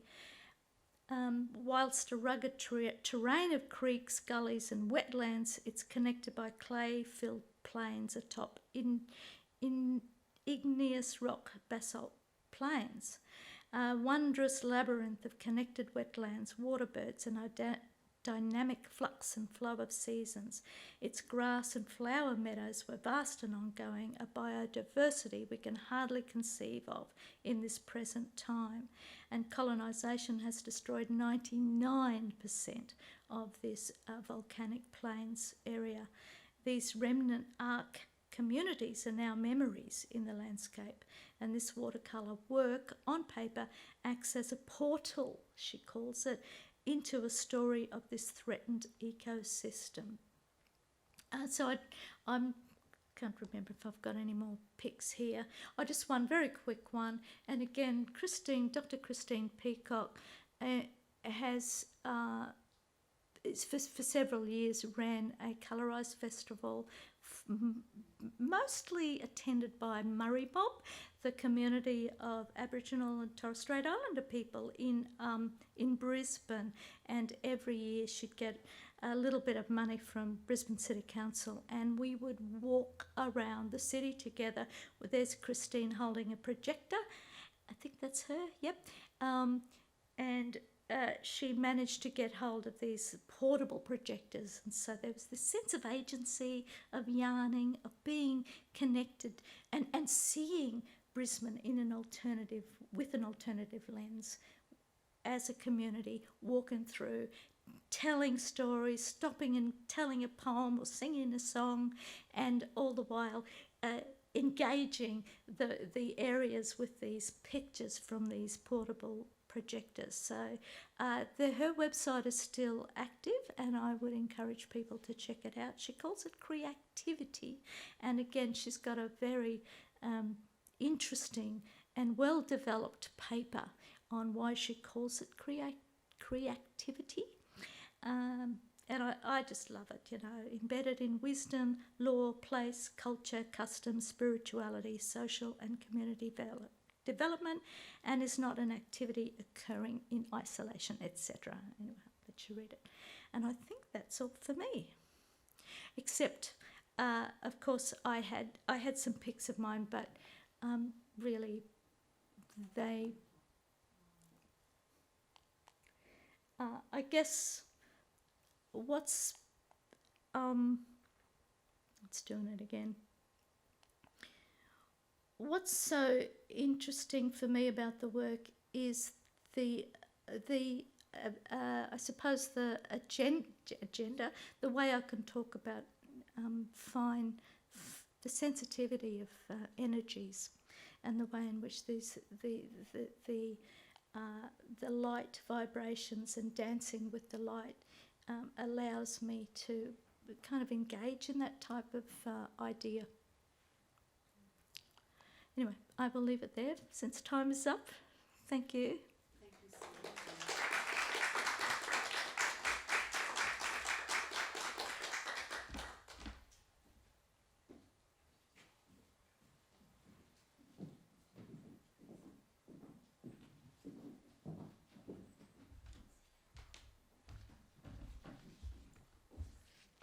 Morning. Great. Good morning, everyone. I have no slides, so this is going to be deeply analogue. I hope you don't mind. But also, I've timed myself and I shouldn't be more than 12 minutes. So, short and analogue. You're welcome. Good morning, everybody, and thank you so much, Donna and Sandra, for having me part of this very exciting symposium. I'd like to start off, obviously, by acknowledging the traditional custodians of the land on which I work and I live, and I also raise my family, the land of the Turrbal and the Yuggera peoples. I would also like to acknowledge the Wurundjeri people of the Kulin Nation, the traditional custodians of the land that I was born and raised, and the country my family travelled to as survivors, as refugees, and as settlers. I'd like to acknowledge all elders past and present and those that are with us this morning, wherever you're tuning in from. This always was and always will be Aboriginal land.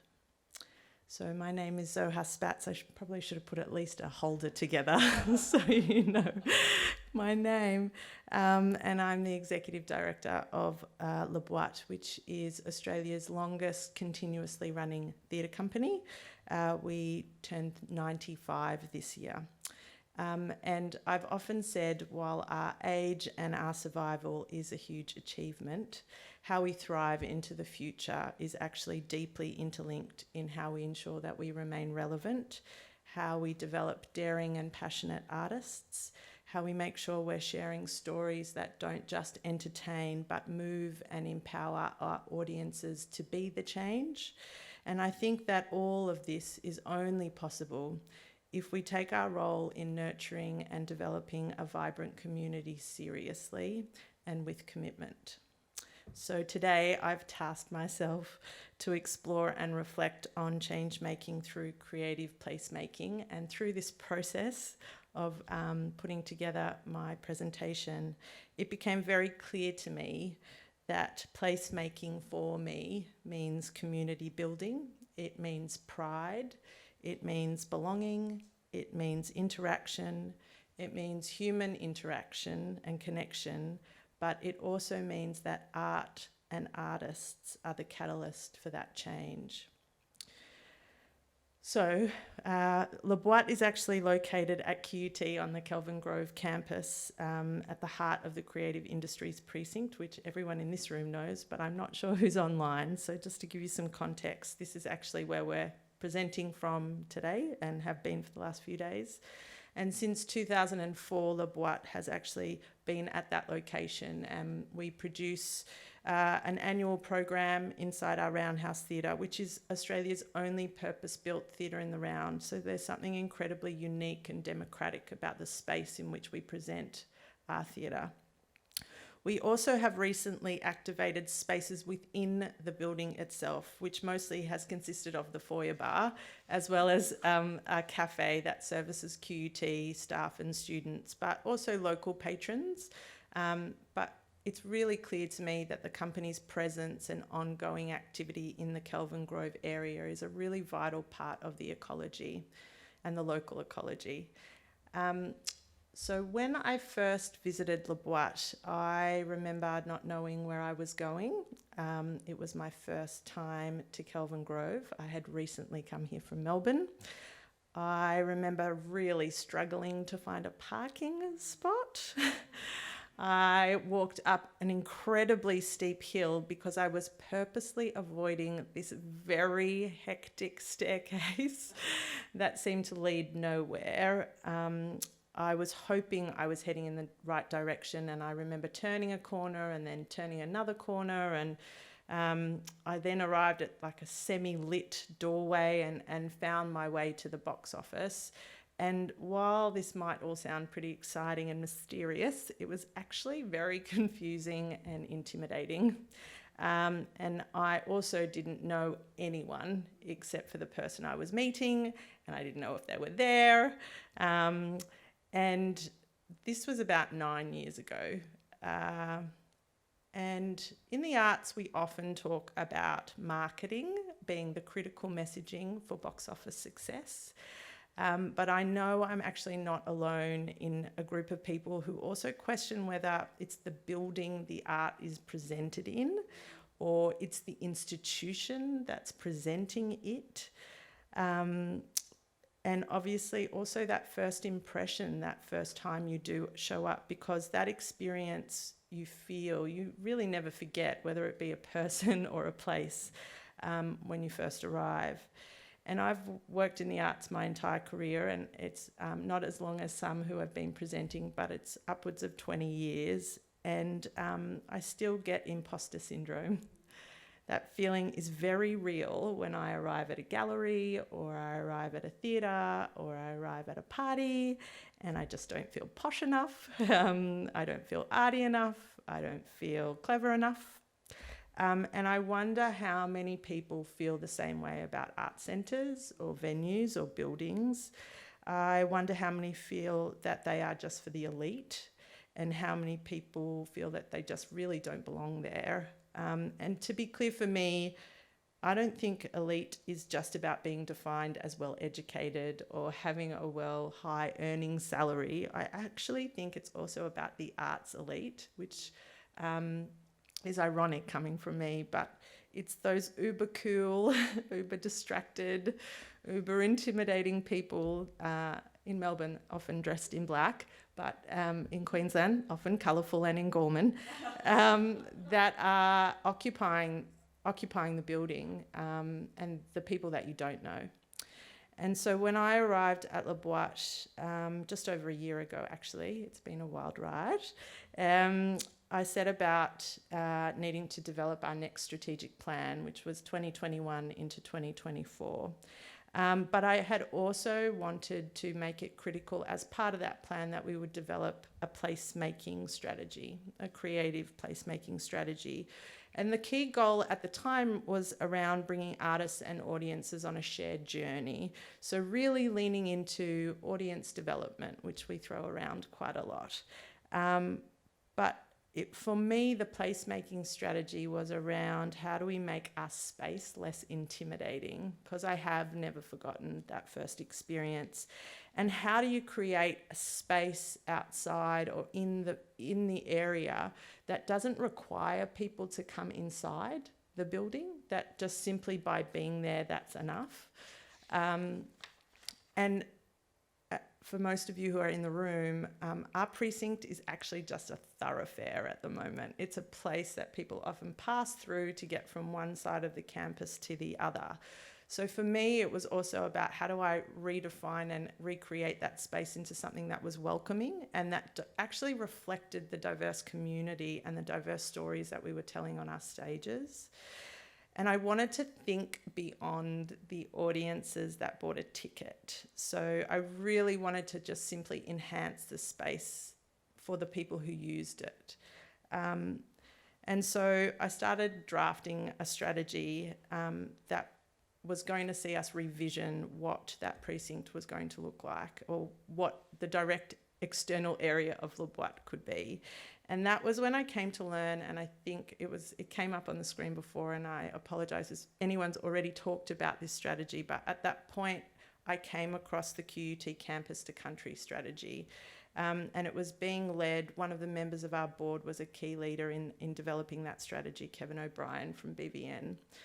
And I remember going to his offices, which is quite an experience anyway. If anyone's been to the BBN offices, they're pretty incredible. The elevator opens and you walk into this mysterious bookshelf. It's like a library of books. It was so amazing. But just, anyway, I won't ever forget that meeting. But there were when we were talking about it, there were just so many alignments for me that was built in respect and identity and acknowledgement, and for Le Boîte to become Australia's most diverse theatre company, which is what we've set ourselves up to want to be. We needed to make sure that we successfully delivered and put together a strategy that focused on providing a safe and welcoming place for our whole community. And we needed to ensure we were always addressing and responding to our place. So the country on which we operated from. And by country, I mean Yagara and Turrbal country. And there's a part of the strategy in Campus to Country strategy that talks about the Kelvin Grove history. And it talks about that part, or this part of Brisbane, always being home to local camps that were aligned with the north to south walking tracks that connected the wider Aboriginal communities across Brisbane. And it also referenced Yorks Hollow, which is now known as Victoria Park, as a place for congregating that was used by Yagara and Turrbal peoples for ceremony and corroborees and battles. But what was striking for me was that it was always a meeting place for dance and song and music and knowledge sharing between tribes. And I share this history as a non-Indigenous person with only the respect that I can, acknowledging, because Le Boîte may be 95, but actually Aboriginal and Torres Strait Islander peoples have been on this country and on this continent for over 65,000 years. And the building that I work in and make work in, this country long existed before that building was ever built on this precinct. And I think that's part of acknowledging and paying respect and going back to always responding to place and where we are. And so there were also another bunch of aligned objectives from the Campus to Country strategy that included ensuring that the public spaces were functional, that they encouraged occupation. And so now we're in a point where we're processing and putting together what does it look like to create not a single space, but not a single design, but an actual space. How do we cluster objects and cluster programming of activities? How do we connect everything we do to this Campus to Country strategy? Because if we don't, we set ourselves to fail automatically. How do we be cost effective, but actually what does sustainability look like? How do we always experiment? How do we always make sure that's at the forefront of our minds, though, is inclusivity, so that our community is always at our core. And so for me, success at Le Boîte is measured by how we engage our community, the access points, the pathways that we provide, the new collaborations and partnerships that emerge. And one of them is this wonderful relationship with QUT through this research group. Equity and justice has to be at our core, and diversity has to always drive our innovation, because we're looking to make genuine change, and we need to create a space that feels like belonging and safety. We want to measure our success by the variety of stories and the variety of art forms and experiences that we present now, but also into the future. And I have to say, we're currently in the midst of this transformation. So what would be really delightful is to come back and talk to you in retrospect in about 18 to 24 months, even in 3 years' time, to see how this journey has gone for us. But we recently engaged Blacklash Creative. They're a 100% owned Indigenous business that deliver cultural events and creative projects that showcase Aboriginal and Torres Strait Islander voices. And together we're in the process of developing a public space, so curating. They will be self-determining a program that is curated and responsive. So over the course of 2021, we will be commissioning 9 Aboriginal and Torres Strait Islander visual artists who will exhibit across multiple mediums in that public space.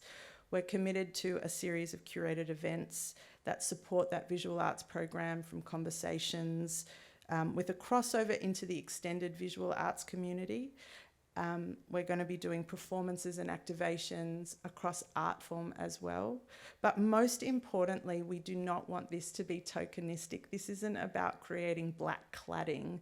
This is about celebrating place and knowing that Blacklash and Troy Casey is involved in the delivery of the campus to country. It means that it's seeded with good protocol and continues to be set up in a way for success.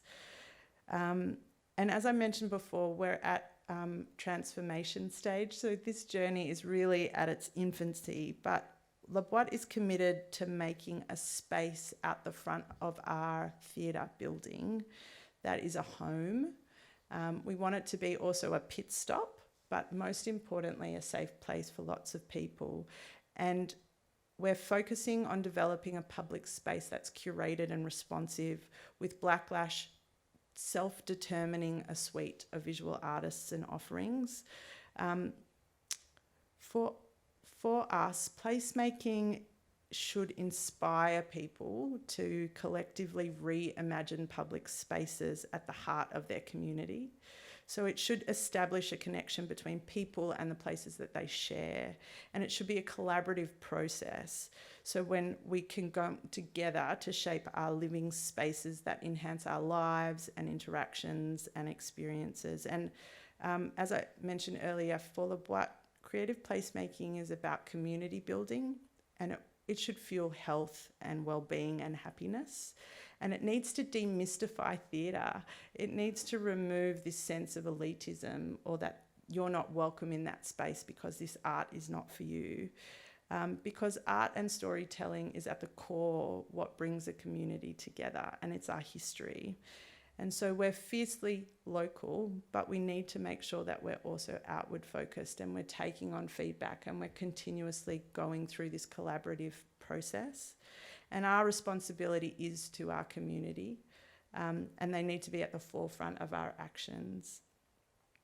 So will our placemaking strategy convert into ticket sales? Maybe. That original plan around audience development has certainly shifted for me in understanding what our role is as community members and leaders. But for me, there is value in simply providing public free art. It's undeniable.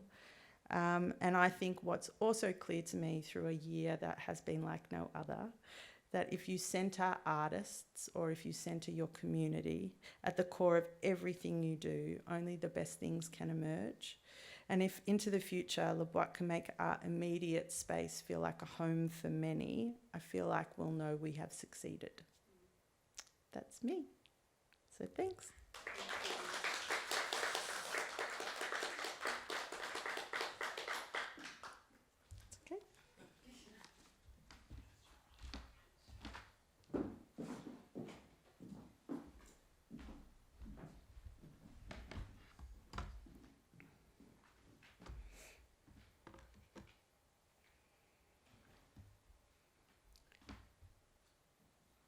Were you able to get, thank you. Were you able to get them full screen, or?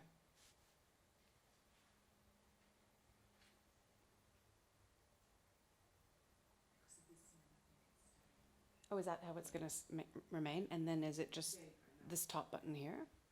Oh, excellent. And then is it the sideways buttons? Yeah, and just be careful of the exit button which Yeah, okay, perfect. Anyways, thank you very much. It's my pleasure to be here today, and thank you to the organizers for creating this amazing symposium over the last 3 days. I'm incredibly humbled to be amongst such amazing creatives, and drawing off of what was just said, I think it's really interesting that we start to change the way we think about arts and culture beyond just widening participation and audience development and, visitor studies, to this idea of placemaking, so that people can feel like they have some agency and a place where they can almost call their own.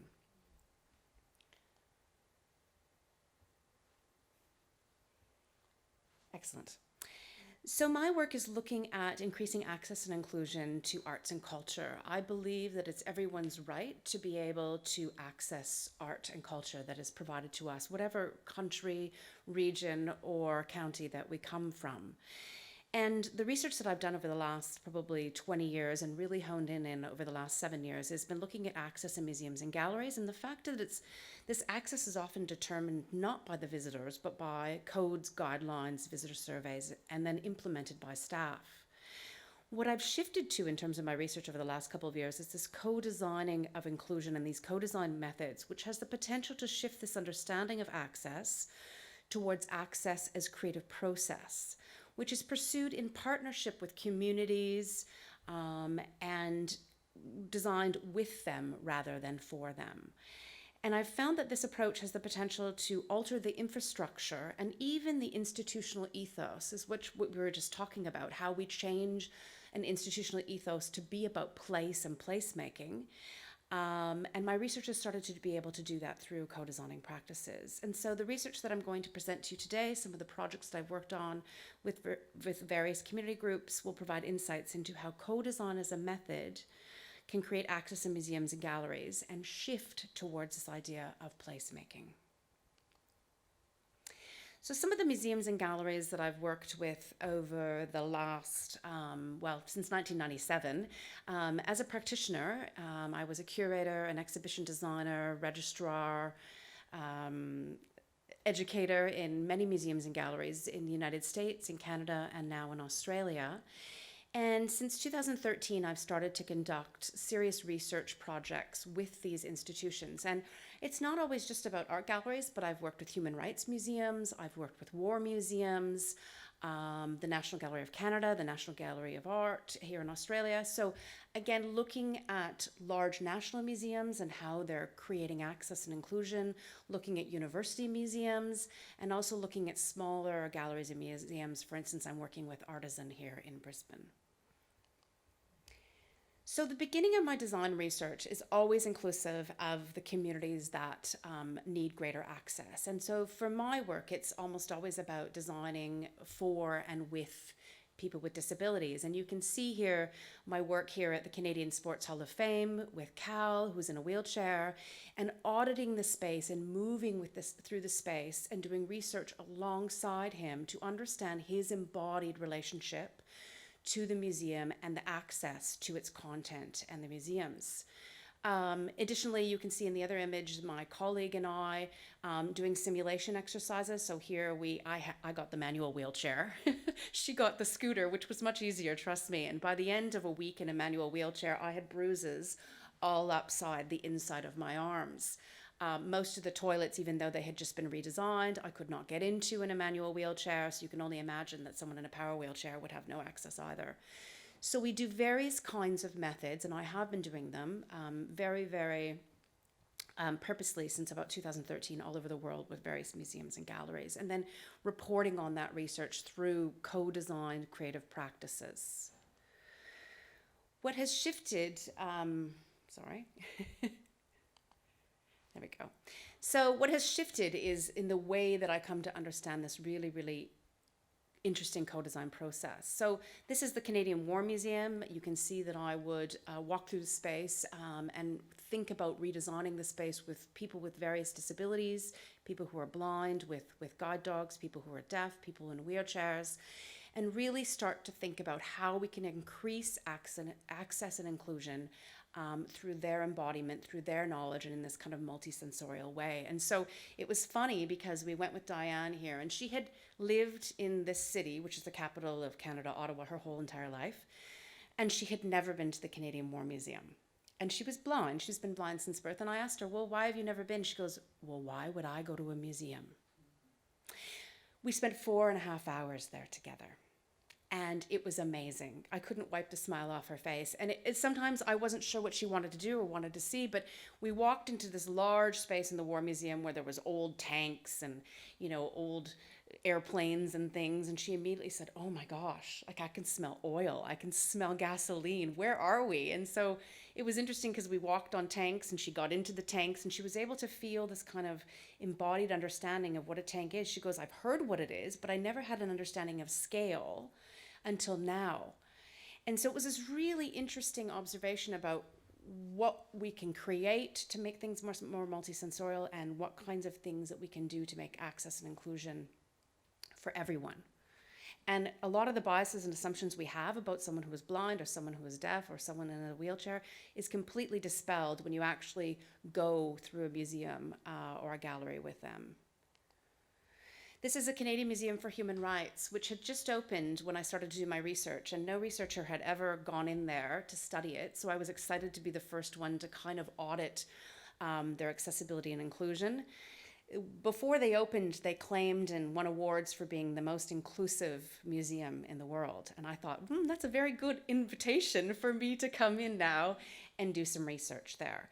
I will admit that some of the things that they have done are extraordinary, but also some of the things that they have done were based on a lot of assumptions and biases and not done through that kind of co-design with people with disabilities. So it was a really, really interesting exploration with the Canadian Museum for Human Rights.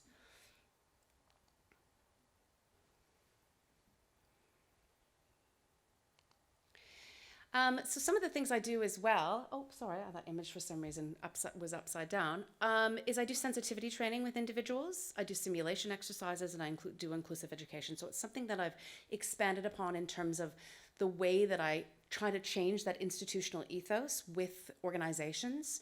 And you can see here at the QT Art Museum, we are working with Vision Australia. We have these various kinds of goggles that we're doing, as well as we did a full-day workshop with an orientation and mobility specialist from Vision Australia with the gallery staff. And in fact, it became so popular that we brought in all of the QT precinct staff as well as other educators from other galleries and museums across Brisbane. So all of a sudden we had this amazing workshop where we all then took the learnings and embedded them back into the various museums and galleries across Brisbane and Queensland. This again was something that we did. So the QT Art Museum had never had descriptive tours or touch tours before as part of their regular programming for people who are blind or have low vision. And so it's something that we wanted to do. So as the curators and I got together, we went through the collection. We thought, well, first of all, what can we touch? Because obviously a lot of art you can't touch. So we narrowed it down to things we could touch from a conservation point of view. And then it was funny because what we thought would be very exciting through haptics and touch for people who are blind and low vision, and the things that we thought wouldn't be exciting was completely wrong.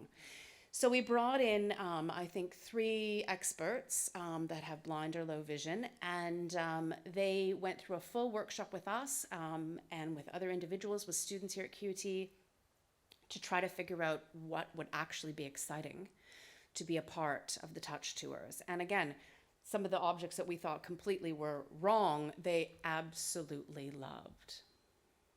So these, I'm happy to note, are a regular part of the program at QT Art Museum, and we've also started to implement them in other museums and galleries across Queensland. So what I learned across this process is we need to go beyond codes and compliance. We need to go beyond this idea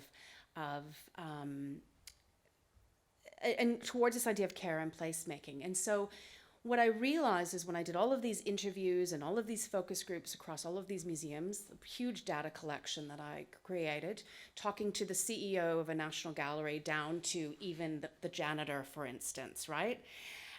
Every single person in that institution I had a conversation with. And the one thing that struck me was unless there was a kind of joint collaborative understanding of access and inclusion, unless there was that kind of institutional ethos around inclusion, it wasn't going to happen. So whether it was top down or bottom up, it wasn't going to happen unless everyone had buy-in. And so I started to think, well, how can we start to do that? And this is when I started to pursue co-design processes. So here at QUT, I had this idea that I wanted to do something for quite a while. And in 2017, I approached the curator at the QUT Art Museum, and we had these conversations about creating a specific exhibition that was multisensorial, that was co-designed with people with disabilities. And so over the next couple of months, we worked it out, and then over 2018, we did a lot of research and co-design projects, and then in 2019, the exhibition opened. So you can see us doing some co-design workshops here. We invited Jack, who was blind, and Sarah, who was blind. We had experts, we brought in experts from all over the world, so we had leading experts around multisensorial design and designing accessible exhibitions from France and Belgium and Canada. And over a couple of months, we actually created some really, really interesting designs. And really, it came from this conversation that I had. I was invited to a little community dinner one night with my colleague who has a bunch of friends who are blind. And this woman, Robin, came up to me and she said to me, I love art, but I've grown up in Brisbane my whole life and I've been blind since birth. And that when I went to school, they told me not to concern myself with visual art because visual art was not for the blind. So my whole life, I've never gone to a museum, I've never gone to a gallery, but she says, I feel like I have this interest in visual art. And for me, her story profoundly affected me. It was like, okay, I have to do something about this. This is ridiculous. Like, she needs to be able to experience visual art, no matter how she wants to experience that, through touch, through sound, through taste, through whatever kind of multisensorial way that she wants to. So this was really, her conversation was really the start of me wanting to push for this really, really inclusive exhibition. And I'm happy to say that Robin now comes to every single QUT Art Museum exhibition. She does all of the book clubs. She's there nonstop. So it's not that we just invited her to be a part of one exhibition. She has now completely changed the way she sees the world. She goes to Quagoma now, and it's just absolutely fascinating. So this was the exhibition that we opened that some of you are familiar with in May of 2019. Designed through co-designing with people with disabilities, and really, really exciting, very low budget exhibition. For those of you that are familiar, it was actually an art collection exhibition, so it wasn't really on the books as a major exhibition. It was like, okay, we kind of need a filler, we don't have a lot of budget, let's do a collection show. And it was like, okay, well, actually let's flip that idea of a collection show on its head and use the collection, but actually use the collection to make it inclusive and accessible. And so we took a generic kind of small budget collection show and made it something, national award winning. So as part of that process, we designed 12 co-designed interventions. So we took the collection of the QUT Art Museum, inclusive of a lot of Aboriginal works, and we co-designed these 12 interventions together as a group. And I have to tell you, Michael was a part of it. It was so exciting. It didn't even feel like work. It just felt like coming together, having conversations, listening to people, creating choice for participants, and really just listening and expanding your mind in terms of the possibilities. And not relying on best practice, not relying on things that have been done before, just completely thinking outside of the box in terms of what is possible. And we really, really pushed the limits in terms of what we created. So first off, I wanted to flip the idea of audio description, that for someone who was blind traveling to an exhibition with someone who was not blind, they experience the painting differently, or they experience the art object differently. One of them might experience it through sight, the other might experience it through the audio description or the text panel. So I wanted to create these kind of audio pods. And so we decided to hide the paintings and hide the artworks within these black audio pods. And then, of course, there was no budget. So it's like, please just let's make these low fab, art pods. So we put the artworks in the pods. We had these little slits where people at various levels, whether it was a child or someone in a wheelchair or someone taller, could kind of peek through.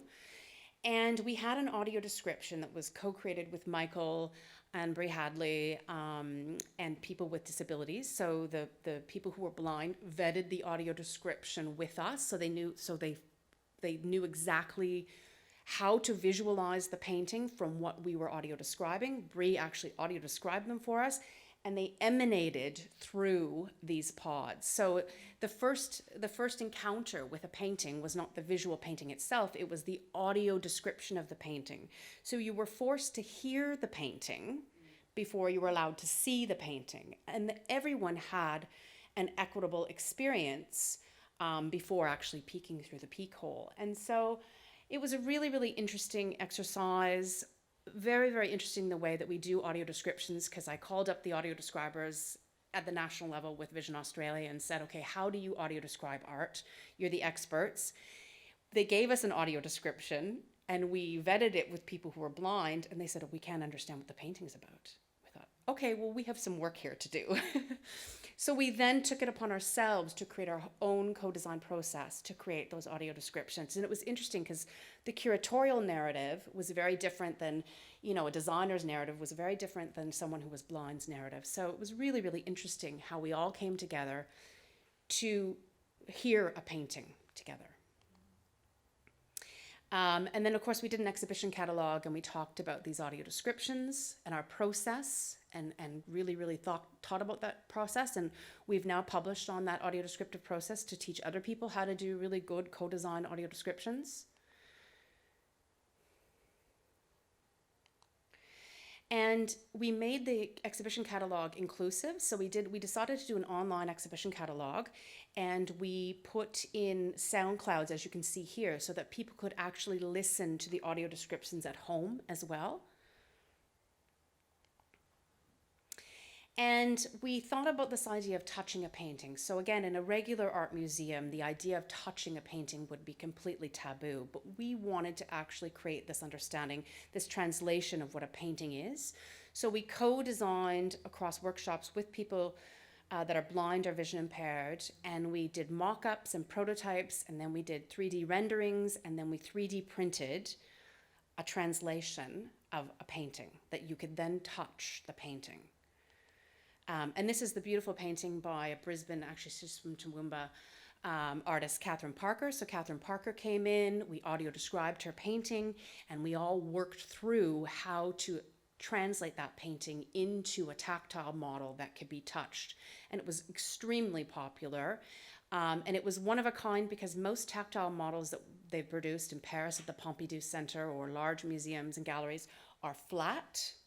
Even recently at Quagoma, they did some tactiles that were flat. This was the first three-dimensional tactile model of a painting. So again, we're doing a lot of research around that and trying to implement it into other galleries and museums. Again, just some examples of our co-designing workshops here.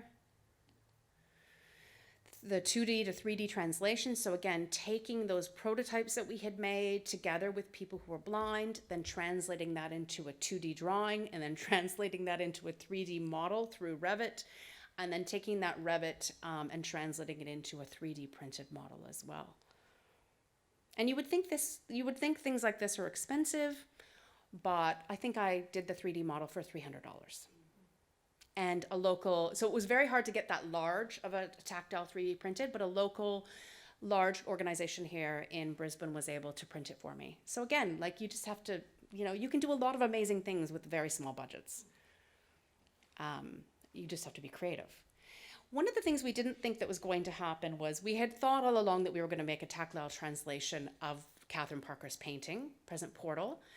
But we had a sound artist from France, Emmerich, and he wanted to create this kind of multi-sensorial experience. And so he created this soundscape to go in the space as well, which we've been talking a lot about sounds. So it's sounds that he's created from Queensland, from India, of where the painting was originally painted about, and meshed, I think it's about a 10-minute soundscape to go along with our multisensorial exhibition. So you can see it here as it was then displayed, the painting of Catherine Parker's, the tactile translation that we co-designed together, and you can't see it, but in that small space was the soundscape emanating as well. So this was really, really amazing to people to come in and to visually and haptically and orally experience that painting for for the first time. And it was amazing for the artist. She's now going to translate the tactile model that we did back to another painting. So it'll be translating from her painting to a tactile model, and then she's going to translate it back to painting. So it could be this continual process of translation. We also created public programming. So we wanted to take it beyond just the co-designing that we had done, the co-designing with the students here at QUT and people, and there was 35 people a part of that co-designing process.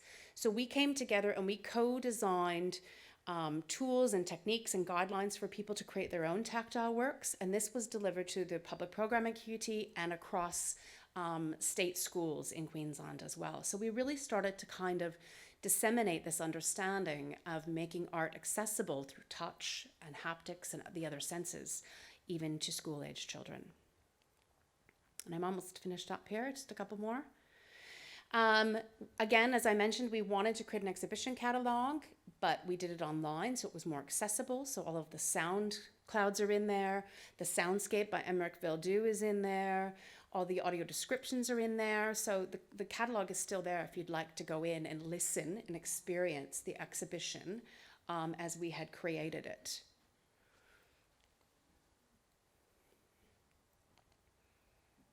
And lastly, a humble little collection show exhibition that cost probably $15,000. Won the national award here in Australia recently. So we won the largest award you can win for museums and galleries in Australia, the Magna Award for research. And it was just a huge thing for us to win that with this humble little exhibition, right?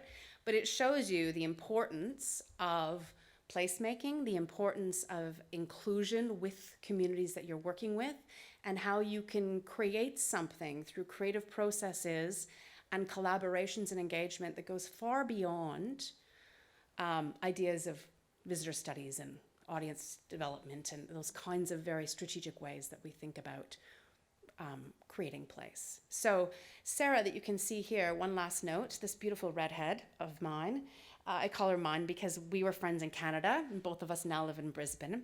She's blind, and again, she had not been to a museum and gallery for probably about 10 years. I invited her to do the co-design workshops with us. She is now a full-time employee at the QUT Art Museum. She now regularly consults on all their exhibitions. We've redesigned the physical access at the QUT Art Museum so that it is more physically accessible because we pointed out things that weren't accessible physically. And she consults on all their audio descriptions. They brought in a new touring group from Vision Australia. And so it shows how even employment opportunities and other kinds of placemaking can happen. So her and Robin who had never been to an art museum or gallery in her life, Sarah, who hadn't been to one in probably 10 years, have now found QUT Art Museum as their home and their place. And that's the biggest reward, not this reward, but the biggest reward is being able to translate art to people who had never experienced it before. Anyways, thank you.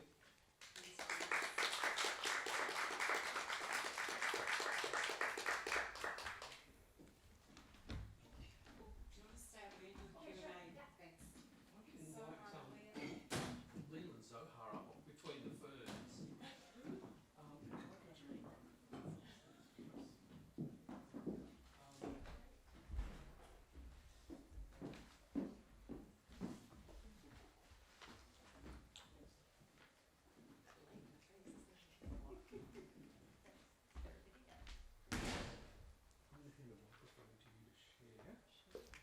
And I'll grab this one. We're good to go. Yep, okay. Thank you so much for those terrific and varied presentations just now. The core themes of placemaking were evident in all of your presentations, and I had a couple of questions I might start off with. First of all, to Leah, with your mud map site-based work at Keynote, could you tell us a little bit about how the audiences, how the participants that came through that, because it's not a traditional gallery setting, and I'm just wondering what their expectations were and how the journey was for them and how they accepted that process. Well, it wasn't like a formal exhibition, so it was really just people who lived on the island who found out about it, found out through word of mouth, and enjoyed the walk. So it was more like, oh, this is fun to walk. Although the engaging in the artwork would have shifted their perception of being in that place. And I think that was the interesting part of that. We haven't really, unless you grab another artist and say, what did you think of that engagement? But we didn't really debrief in a way. It was more like, well, that was fun, and the community really liked it, and or seemingly anyway. So yeah, That's sure if I answer that question. Thank you, Leah. Are there any questions online that we might be able to address to Leah, or any questions in the room? Not online yet. I might move a question on to Zohar. You spoke numerous times about first impressions and their power and their impact, and following your sort of discussing your aims with your diversity action plan over the next 3 years in developing that and positioning Le Boite as a national leader, as a company who engages community and for whom community is an important place. I'm just wondering if you could project forward, and you've mentioned you're working on your 3-year plan now, 21-24. Can you give us a sense of what that place might be like as both a built environment and the welcoming sense that you're hoping to achieve, what that might look like in 3 years' time? Yeah, sure. Look, I think for me, with respect to what the building and its surrounds look like, that it has purpose, and that what happens outside interconnects with what happens in the foyer, which interconnects with what happens in the theatre, and there's a holistic sense of understanding where you are. I think there's some really big challenges for the precinct and the design that we've inherited. For me, I think if you can embed purpose and place and safety, then I would hope, that, I feel like Kevin Costner, if you build it, they will come. I think what's amazing to me is Le Boite has been located in that same space since 2004, and I don't believe outside of a foyer renovation there has been much kind of capital works, and yet it still hasn't transformed. Having, a professional small to medium theatre company that is producing 6 works, if not more, a year, and having artists embedded in it, it really hasn't made impact. So for me, committing to and through the support of Arts Queensland, because of COVID, and we were talking earlier about the opportunities that COVID's brought, it's given us the necessity to explore outdoor spaces, which was always going to be a priority for us. So I would hope that there's purpose to the space, but I would also hope that there's a sense of destination for coming to Le Boite beyond just showing up for a night once every few months for a theatre show. You know that you're coming there for a conversation, to be part of a showing, a development, to be part of, you travel all the way up to Mullaney to be part of a choir, and I think that is because there's a desire to be in, as I heard you say, but for all of us, human connectedness. And I think we need it even more so now than ever. We'll find ourselves continuously being in a virtual world, and a theatre company can be that. Our building can be that. and maybe I'm naively optimistic, but I don't think you can be singular in your purpose any longer. I think if that's the perspective that you take, you become irrelevant. Like if we don't start looking at where we are beyond just our singular purpose, I don't know how appealing that will be for people to be part of. And I want us to be a heartbeat and a community. Yeah, that's my...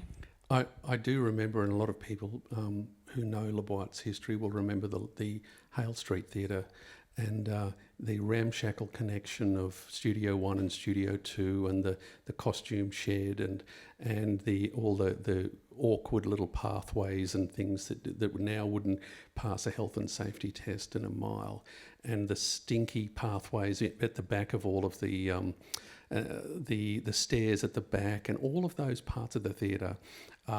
It was a gypsy cave, the whole place, and it attracted artists and musicians and writers, and it was a hub in that writing, creating, performing community for many years. And with the built environment that you find yourself in now, it doesn't have that sort of, it's not like a circus tent, you know, with those caves. And so I imagine that built environment challenge might be a large part of that placemaking. And you mentioned the limited minor works that you've had done there. Do you see that playing out in any ways, knowing that you've got to deal with an institution like QUT, which is fairly, it doesn't pivot in the way that with the agility that you might hope? Look, I think you know, you've got to reflect on the place that you're at and that gypsy vibe and that you know, that energy and that experience that people would have had at Hale Street, and I never had the chance to be able to experience that. We couldn't replicate that where we are, but we can certainly try to take that same energy and that same kind of desire to create a safe place for artists and create something special in our built environment. With respect to my commitment to working with QUT in the long term in finding pathways for capital works and doing the change, you know, I've had the blessing of having an architect on our board for a long time, and when we first chatted about this, I went away, and 2 months later he called me back and he showed me these wild, amazing drawings of what could be done. And I understand that there's limitations on what can be possible with QUT, but they have a really, and which is why I draw back to that campus to country strategy and why we can't do this in isolation. For what I want to achieve, it needs to be done in collaboration. All of our stakeholders need to be at the table. It needs to service QUT. But for me, it actually needs to service the campus to country strategy. That is the most important part of the future of how we interconnect and build out that site, because I think that is seated in the correct connectedness to place. Absolutely. And, you know, we bring everyone to the table, and I think I also have stopped asking permission. Like, I wrote a grant, put it in, and then told them I got some money, and now we're doing this thing. Like, you know, I will say sorry later, absolutely, but generally, like, the plan is for the positive and for good things, and I will not be halted by bureaucracy. I will not. I work at a small to medium theatre company. I do not work for this university. I'm co-located here, and I should be the change maker. I can do the things you can't do. Let me be the noise maker, and apologise later. Fantastic. Do we have any questions online or in the room for Zohar? Just praise. Praise, praise. That's wonderful. I've got a quick question for Janice.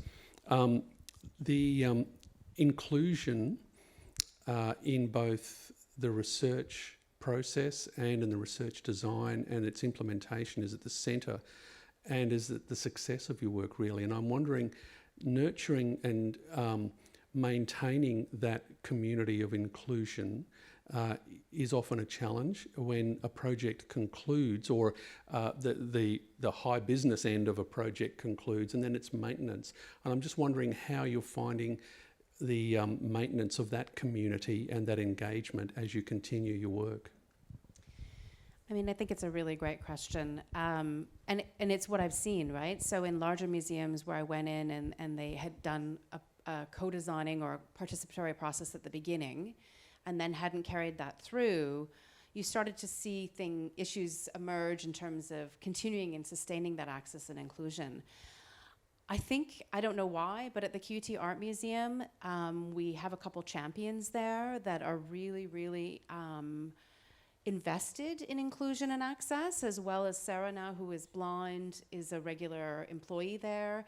Because we've kind of changed that institutional ethos, which is very hard to do, right? And it's much easier to do with a small organization than a national organization. And I know that because I've worked with the National Gallery of Australia, and I know the kinds of issues the champions there around inclusion have had. But with a smaller institution, if you have buy-in and you have this kind of long process, so we were working together kind of as a group, probably over an 18-month period.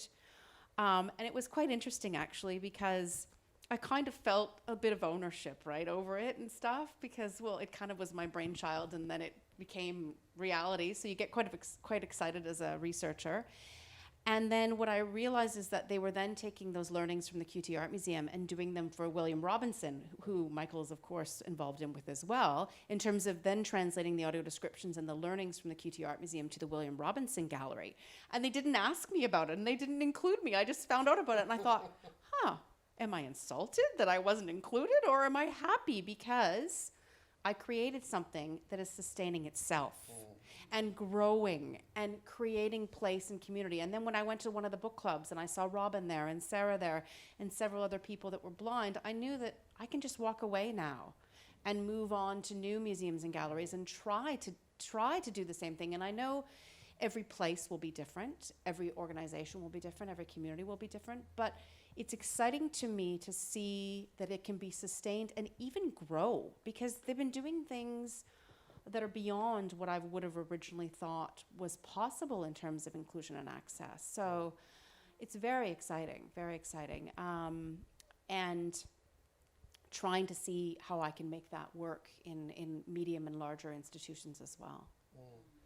And with all of the work the three of you have been doing, when you create, when you include community in, whether it's a niche section of a community or the broader community generally, when you include them in a program of engagement and participation, they find a home in your work, and they're often looking also for a geographical place. They need a meeting point. You find them congregating in the places where you've worked and those sorts of things. And I'm wondering whether any of you have had experiences where, with the work that you're starting to do or continuing to do, where you notice that human community starting to gather and continue in the way that you've mentioned with the Bill Robinson exhibition. Has that been a legacy of the work that you've been doing? I mean, I'll just quickly add, so the Vision Australia has some get out groups, so they have some groups that get together and choose where they're going to go in the city, and they all get into, a maxi taxi or a minivan, and they have a regular program. And the QT Art Museum has become one of their permanent get out groups. Mm-hmm. So they come for an audio described tour with each exhibition now. So it's beautiful to see that community grow. And as we all know, buy-in from the community is really essential. It requires long, sustained relationship building. It's not something that happens overnight. It requires trust. And so once you start to build those things, then almost anything's possible. And Leah, with your work in Canopa and with Sharon Jewell's work there and with her gallery, is there a community developing on Canopa or an established community of artists and people participating in practice of various sorts? Yeah, I think it encourages more involvement by the community. If only Sharon could be here to respond to that, and there's an opportunity with community arts to bring in different types of approaches and sharing of knowledge as well. So it might be a shift in the way in which they work with materials, they work with recycled materials, or a whole range of approaches that they could take. And it's been a privilege in a way to be a city person and to travel out of actually Brisbane in both of the community engagements that I do, and which is odd because if you think of that as a privilege, it's a personal privilege, I suppose, but one that has allowed me to really see that community of artists or singers creates their own organic growth. For instance, the Mulaney Choir have various offshoots, so that there are songwriting groups and performing groups, or just singing at the local RSL, which is a big event and it's lots of fun. In fact, our choir did it once, and it's this just beautiful hall with really great acoustics, in fact. And we're on the stage. We were doing a silly song that involved, we all had these plastic flowers like roses with long stems, and right at the end of the song we all flung them out into the audience. And at the at the event, I think we did 3 or 4 songs, and once we finished, they all got the applause, and we're bowing. They all came showering back to us. So it was a really good system. I thought that was great. But shall I pass? Yeah, please do. I guess there's 2 examples. One, I feel very lucky I live and work in Brisbane because there's something about nostalgia in this city that is like a thing. So when I look at some of the, the stop moments where people have maybe leadership has changed, so people's focus on a particular community isn't there any longer, and then there's a broken bit, and so people stop coming back or don't feel like that place is their own. I feel like you can, if you make a commitment to re-engaging that community and putting forward that there is a pathway to return. I feel like Brisbane in particular audiences aren't necessarily up for the new shiny thing. They actually really love to be back in the place that makes them feel safe and feel like home. So I think if you find yourself in a situation where there's a broken inclusion or people just have stopped returning, being able to do some inquiry. During COVID, when we closed our doors, we did it was just a good time to do a phone survey because people were pretty lonely. So we brought all of our JobKeeper staff in, and we designed a 60-minute survey, and we reached out to lost subscribers, different age brackets, different communities, and we spent time with them on the phone. And, there were some really great learnings, and all of them have helped set us up for our planning. But for the lost subscribers, in the same way, if you've ever been to a Woodford, and the guy, and I worked there for nearly 15 years, the volunteers who run the toilet paper crew through to the stage managers, like everyone owns that place. Like the way that organisation, and in particular Bill, has cultivated a sense of belonging and being part of something is incredible and mesmerising. And I think that's the same with all of the organisations or venues or whatever, in my context anyway. Like, if you give people purpose and make them believe that they are part of something, that feeling will never go away. And then if you somehow have a bit of a stopgap, take a break for 10 years, but you re-engage people and you offer them to be part of that community, they will give it a crack. They will come back and try. If you let them down twice, perhaps they won't come back. But I do think, that there is a commitment there, and in particular in Brisbane, I've found more so than in Sydney or Melbourne, like a real desire to be in this nostalgia, which you have to take care of. It's a responsibility. Do we have any questions online or any from the anyone in the room with us today? I've just had an idea. I think what we can do is set up a choir, a community choir, and base it in the courtyard outside La Boite, because the acoustics will be a bit supportive, and we meet regularly, and then and La Boite opens the bar. Yeah, I think that's something we need to get onto in the very near future. I'll talk to my colleague Gavin in music. I'll open the bar. And we'll involve Blacklash if they'd like to get involved. And there are a lot of singers. Yeah. Yeah, yeah. So we're, yeah. Real music. I'm just kidding, it's not real music. Well, I think that might draw our Q&A moment to a close. Thank you very much, Janice Rieger, Leah King-Smith, Zohar Spatz, for joining us between the ferns. It's pretty exciting. And do I now hand over to Associate Professor Donna Hancox to draw proceedings to a close. So thank you very much, everybody.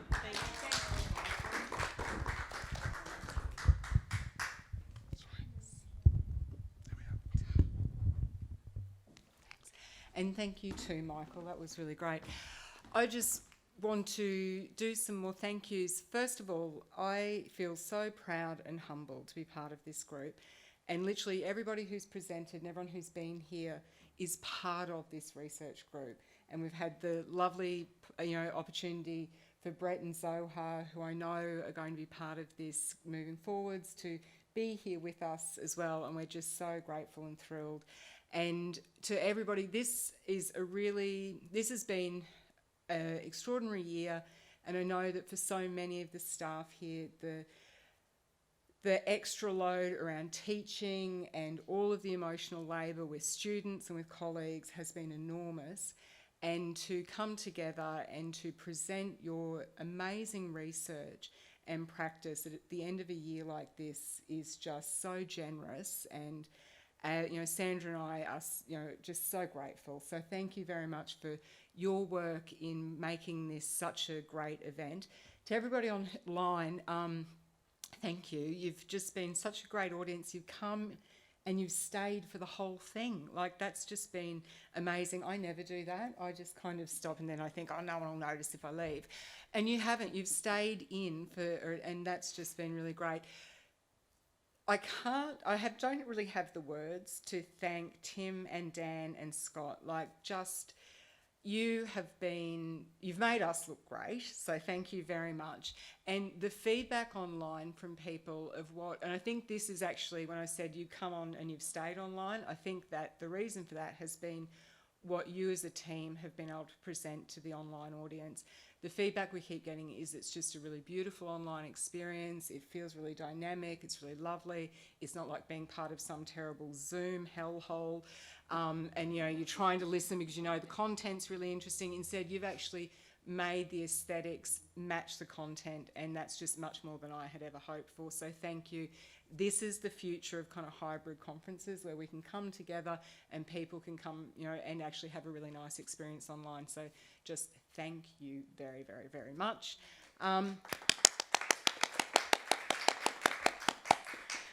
And Freya, always thank you again for you've been patient and you've organised and you've put up with lots and lots of questions and me just sort of going, I don't know, that sounds really great, and you go off and make it better again.